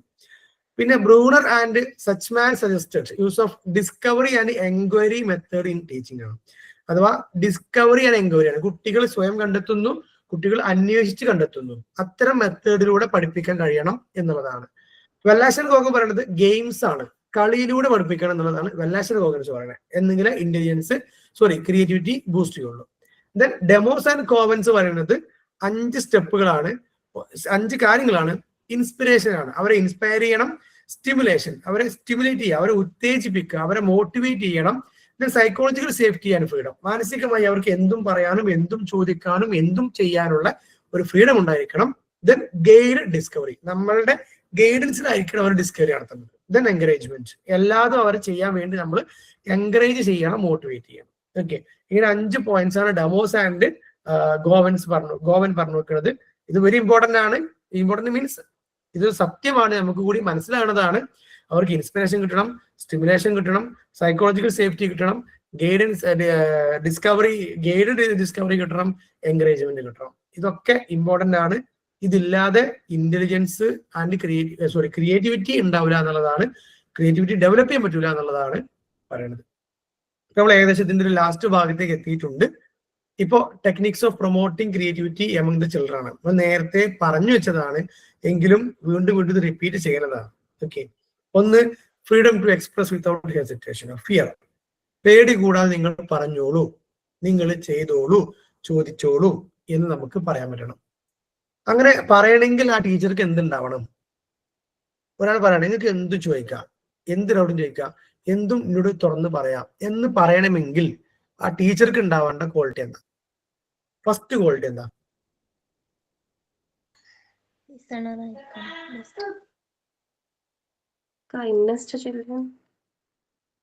കൈൻഡ്നെസ്. കോൺഫിഡൻസ് വേണ്ടേ? അല്ലെ? ചിലപ്പോ അറിവൊക്കെ ഉണ്ടാവും, ഒക്കെ അറിയുന്നുണ്ടാവും, പക്ഷെ അറിയും എന്നുള്ളൊരു കോൺഫിഡൻസ് വേണല്ലോ. അപ്പൊ അത് കോൺഫിഡൻസ് വെരി ഇമ്പോർട്ടന്റ് ആണ്. ഇത് എൻകറേജ് ഒറിജിനാലിറ്റി ആൻഡ് ഫ്ലെക്സിബിലിറ്റി, അല്ലെ? കാര്യങ്ങളെ കൃത്യമായി ഒറിജിനൽ ആയിട്ടുള്ള സംഭവങ്ങൾ കൊണ്ടുവരാൻ ശ്രമിക്കുക. എൻക്വയറി സ്പിരിറ്റ് ചിൽഡ്രൻ, കുട്ടികളെ അന്വേഷണാത്മകമായി പഠിക്കാൻ അവരെ മോട്ടിവേറ്റ് ചെയ്യുക. Test items in examination should be challenging and stimulate people divergent thinking, അല്ലെ? വ്യത്യസ്തമായ കുട്ടികൾ ചിന്തിക്കാൻ പറ്റുന്ന തരത്തിലുള്ള ക്വസ്റ്റ്യൻസ് പരീക്ഷ കൊടുക്കണം. സാധാരണ വരുന്ന ക്വസ്റ്റ്യൻസിനെ കൊടുക്കരുത്, മാറ്റി മാറ്റി കൊടുക്കുക. ഇതിന് ensure threatening classroom atmosphere, കുട്ടികൾക്ക് പേടിണ്ടാവരുത്, ത്രെട്ടൻ ചെയ്യരുത്, ഭീഷണിപ്പെടുത്തരുത്.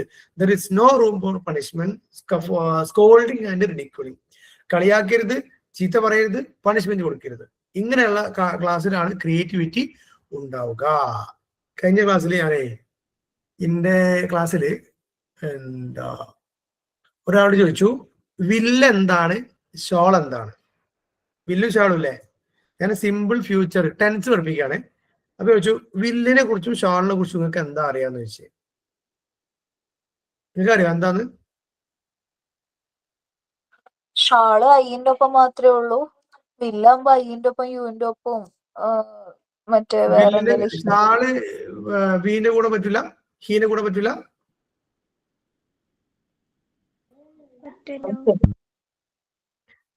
പറ്റും. ഇനി അവിടെ കേട്ടെ, അത് പിന്നെ പറ്റും. പക്ഷെ നമുക്ക് അതിലുള്ള ചെറിയ ലിമിറ്റേഷൻസ് അല്ലെങ്കിൽ ഷാളിന്റെ ചില സ്പെഷ്യൽ യൂസേജുകളുണ്ട്. പൊതുവെ എല്ലാവരും കൂടി നമ്മൾ ഷാൾ ഉപയോഗിക്കും. സോ ഇവിടെ എന്താ പറഞ്ഞറിയോ, ഇവന്റെ ആൻസർ എന്താ അറിയോ, ഒരു ആൺകുട്ടി പറഞ്ഞിട്ടോ. വില്ല് എന്ന് പറഞ്ഞാല് നമ്മള് ഈ ആണുങ്ങളുമായി ബന്ധപ്പെട്ടതാണ്. അത് നമ്മൾ അമ്പ് വില്ലുല്ലേ, അതാണ് വില്ല്. ഷാള് നല്ല പെൺകുട്ടികളെ ബന്ധപ്പെട്ടതാണ്. കാരണം പെൺകുട്ടികൾ തന്നെയാണ് ഷാൾ ഇടുക എന്നായിരുന്നു അവന്റെ ആൻസർ. ഇത് ഇന്റലിജന്റ് ആണ് ആ കുട്ടി, ഇന്റലിജന്റ് ആൻസർ ആണോ ക്രിയേറ്റീവ് ആൻസർ ആണോ? അത്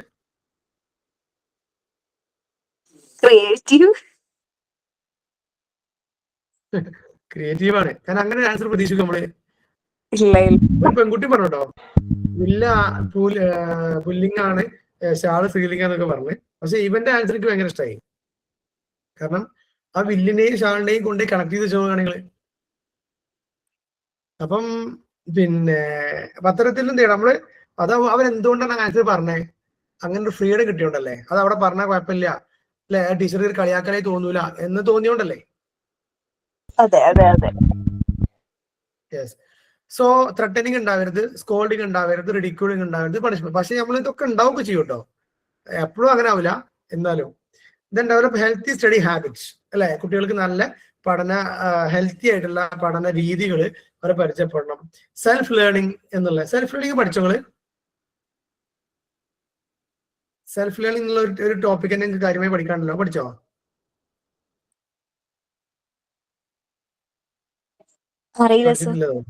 മുൻപില്ല. ഓക്കെ.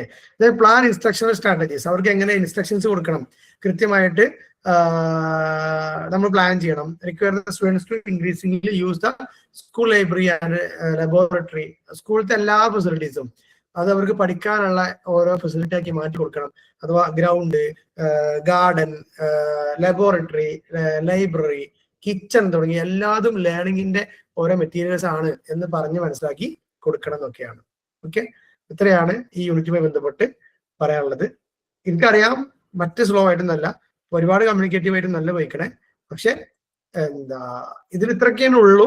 പിന്നെ ഇതിൽ ക്രിയേറ്റിവിറ്റിന്റെ ടെസ്റ്റുകളും അല്ലെങ്കിൽ അങ്ങനത്തെ കാര്യങ്ങളൊക്കെ പിന്നെ കുറെ പോകേണ്ടത്. പക്ഷെ അത് നിങ്ങൾ സിലബസിൽ അത്ര ആഴത്തിൽ പഠിക്കാനില്ല എന്നുള്ളത് കൊണ്ടാണ്. ഓക്കെ, സോ ഇവിടെ നിന്ന് തുടങ്ങിയത് class room teacher assessing the teacher intelligence of the students എന്നുള്ളതാണ്. അതിൽ പിന്നെ ബേസിലായിട്ട് എന്തെന്ന് പറഞ്ഞു, ടൈപ്സ് ഓഫ് ഇന്റലിജൻസ് പ്രധാനമായിട്ടും ഇൻഡിവിജ്വൽ, ഗ്രൂപ്പ് പറഞ്ഞു. അതിനെ കുറിച്ച് ഡീറ്റെയിൽസ് പറഞ്ഞു. പിന്നെ ഗ്രൂപ്പ് ടെസ്റ്റിൽ സാധാരണ കൊടുക്കുന്ന ഐറ്റംസ് പറഞ്ഞു. ദെൻ അഡ്വാൻറ്റേജ്, അതിന്റെ ലിമിറ്റേഷൻസ്, ഗ്രൂപ്പ് വർക്കിന്റെ അഡ്വാൻറ്റേജ്, ലിമിറ്റേഷൻ. പിന്നെ വെർബൽ ആൻഡ് പെർഫോമൻസ് ടെസ്റ്റുകൾ. അതിൽ വെർബൽ അതിന്റെ പെർഫോമൻസ് രണ്ടും ഇത് മാത്രമേ ഉള്ളൂ, ലിമിറ്റേഷൻസ് മാത്രമേ അതിൽ പറഞ്ഞിട്ടുള്ളൂ. ദെൻ ഇന്റലിജൻസ് ടെസ്റ്റിന്റെ യൂസസ്, അതിന്റെ ലിമിറ്റേഷൻസ്, എന്താണ് കൾച്ചർ ഫെയർ ടെസ്റ്റ്. ഓക്കെ, കൾച്ചറിനെ ബാധിക്കാത്ത ടെസ്റ്റുകൾ എന്നാണ് ഉദ്ദേശിക്കുന്നത്. ദെൻ ക്രിയേറ്റിവിറ്റി, അതിന്റെ മീനിങ്, നാച്ചുറൽ, അതുപോലെ തന്നെ സ്റ്റേജസ്, ദെൻ ക്രിയേറ്റിവിറ്റിയും ഇന്റലിജൻസും തമ്മിലുള്ള ഡിഫറൻസുകൾ. ദെൻ ക്രിയേറ്റീവ് ചിൽഡ്രൻ ആണ് എങ്ങനെയാണ് use of test of creativity test എങ്ങനെയാണ് അത് യൂസ് ചെയ്യേണ്ടത്, അതിന്റെ വെർബൽ ആൻഡ് നോൺ വെർബൽ ടെസ്റ്റുകൾ, അതുപോലെ തന്നെ use of non testing techniques, fostering creativity, എങ്ങനെയാണ് ക്രിയേറ്റിവിറ്റി ഫോസ്റ്റർ ചെയ്യുക. അവിടെ പറയുന്നത് ബ്ലോക്സ് ഓഫ് ക്രിയേറ്റീവ് തിങ്കിങ് ആണെങ്കിലും പിന്നീട് എന്തുണ്ട് അതിൽ ഓരോരുത്തരും ഇതിലെ ഗല്ലാഗേഴ്സിന്റെ, ടോറൻസിന്റെ, ഓബ്സ്പോണിന്റെ ഒക്കെ ക്രിയേറ്റീവ് ചിൽഡ്രൻ എങ്ങനെ ഉണ്ടാക്കാം എന്നൊക്കെയുള്ള കുറെ കാര്യങ്ങൾ. Last techniques of promoting creativity among the children. ഇത്രയൊക്കെയാണ് ഈ ഒരു യൂണിറ്റുമായി ബന്ധപ്പെട്ട് പഠിക്കാനുള്ളത്. എനിക്ക് പറയാനുള്ളത്രേ ഉള്ളൂ. ക്ലാസ്സിൽ നമ്മളിത് ഒറ്റ പ്രാവശ്യം പറഞ്ഞ് അങ്ങനെയൊക്കെ പാസ്സായി പോയാലും നിങ്ങൾ സ്വന്തമായിട്ട് വായിച്ചു നോക്കാം. വായിച്ചു നോക്കുമ്പോൾ ഡൗട്ടുകൾ വരുന്നത് ആ സമയത്ത് തന്നെ വാട്സപ്പ് ചെയ്യുക, ക്ലിയർ ചെയ്യുക. ഓക്കെ, അപ്പം നമ്മൾ ഈ ലൈവില് നമുക്ക് പല ലിമിറ്റേഷൻസ് ഉണ്ടാവാം. നമുക്ക് സമയത്തിന്റെ പ്രശ്നങ്ങൾ ഉണ്ടാവും, അല്ലെങ്കിൽ ഇപ്പോൾ 1.5 മണിക്കൂർ ആകാൻ പോകണു അതിന്റെ പ്രശ്നങ്ങൾ ഉണ്ടാവും, അങ്ങനെയൊക്കെ ഉണ്ടാവും. പക്ഷെ നിങ്ങൾ വായിക്കുമ്പോൾ there is no other obstacles, മറ്റൊരു തടസ്സവും ഇല്ല. അപ്പോൾ നിങ്ങൾ എന്ത് ചെയ്യുക, സ്വന്തമായിട്ട് വായിക്കുമ്പോൾ വരുന്ന ഡൗട്ടുകൾ ക്ലിയർ ചെയ്യുക. അപ്പൊ കൂടെ പഠിച്ച് പോയാൽ അവസാനം ഒരു ഓവർലോഡ് ആകൂല, ഭാരമാകൂല എന്നുള്ളത് മാത്രം പറയാനുള്ളൂ. സ്റ്റഡി വെൽ ആൻഡ് എന്താ പറയണേ, നന്നായി പഠിക്കുക. അതുപോലെ തന്നെ prepare well and make your own short notes that would be very helpful for preparing examination എന്നൊക്കെ ഉള്ളതാണ്. നമ്മളൊക്കെ വലിയ മുതിർന്ന ആളുകളാണ്, ടീച്ചേഴ്സാണ്, നിങ്ങളോട് നമ്മൾ പറഞ്ഞു തരേണ്ട ഒരു ആവശ്യമില്ല. എങ്കിലും ഒരു റിമൈൻഡർ ആണ്. അതുകൊണ്ട് അപ് ടു ഡേറ്റ് ആവാൻ നോക്കുക. Okay, let's grow together. Thank you.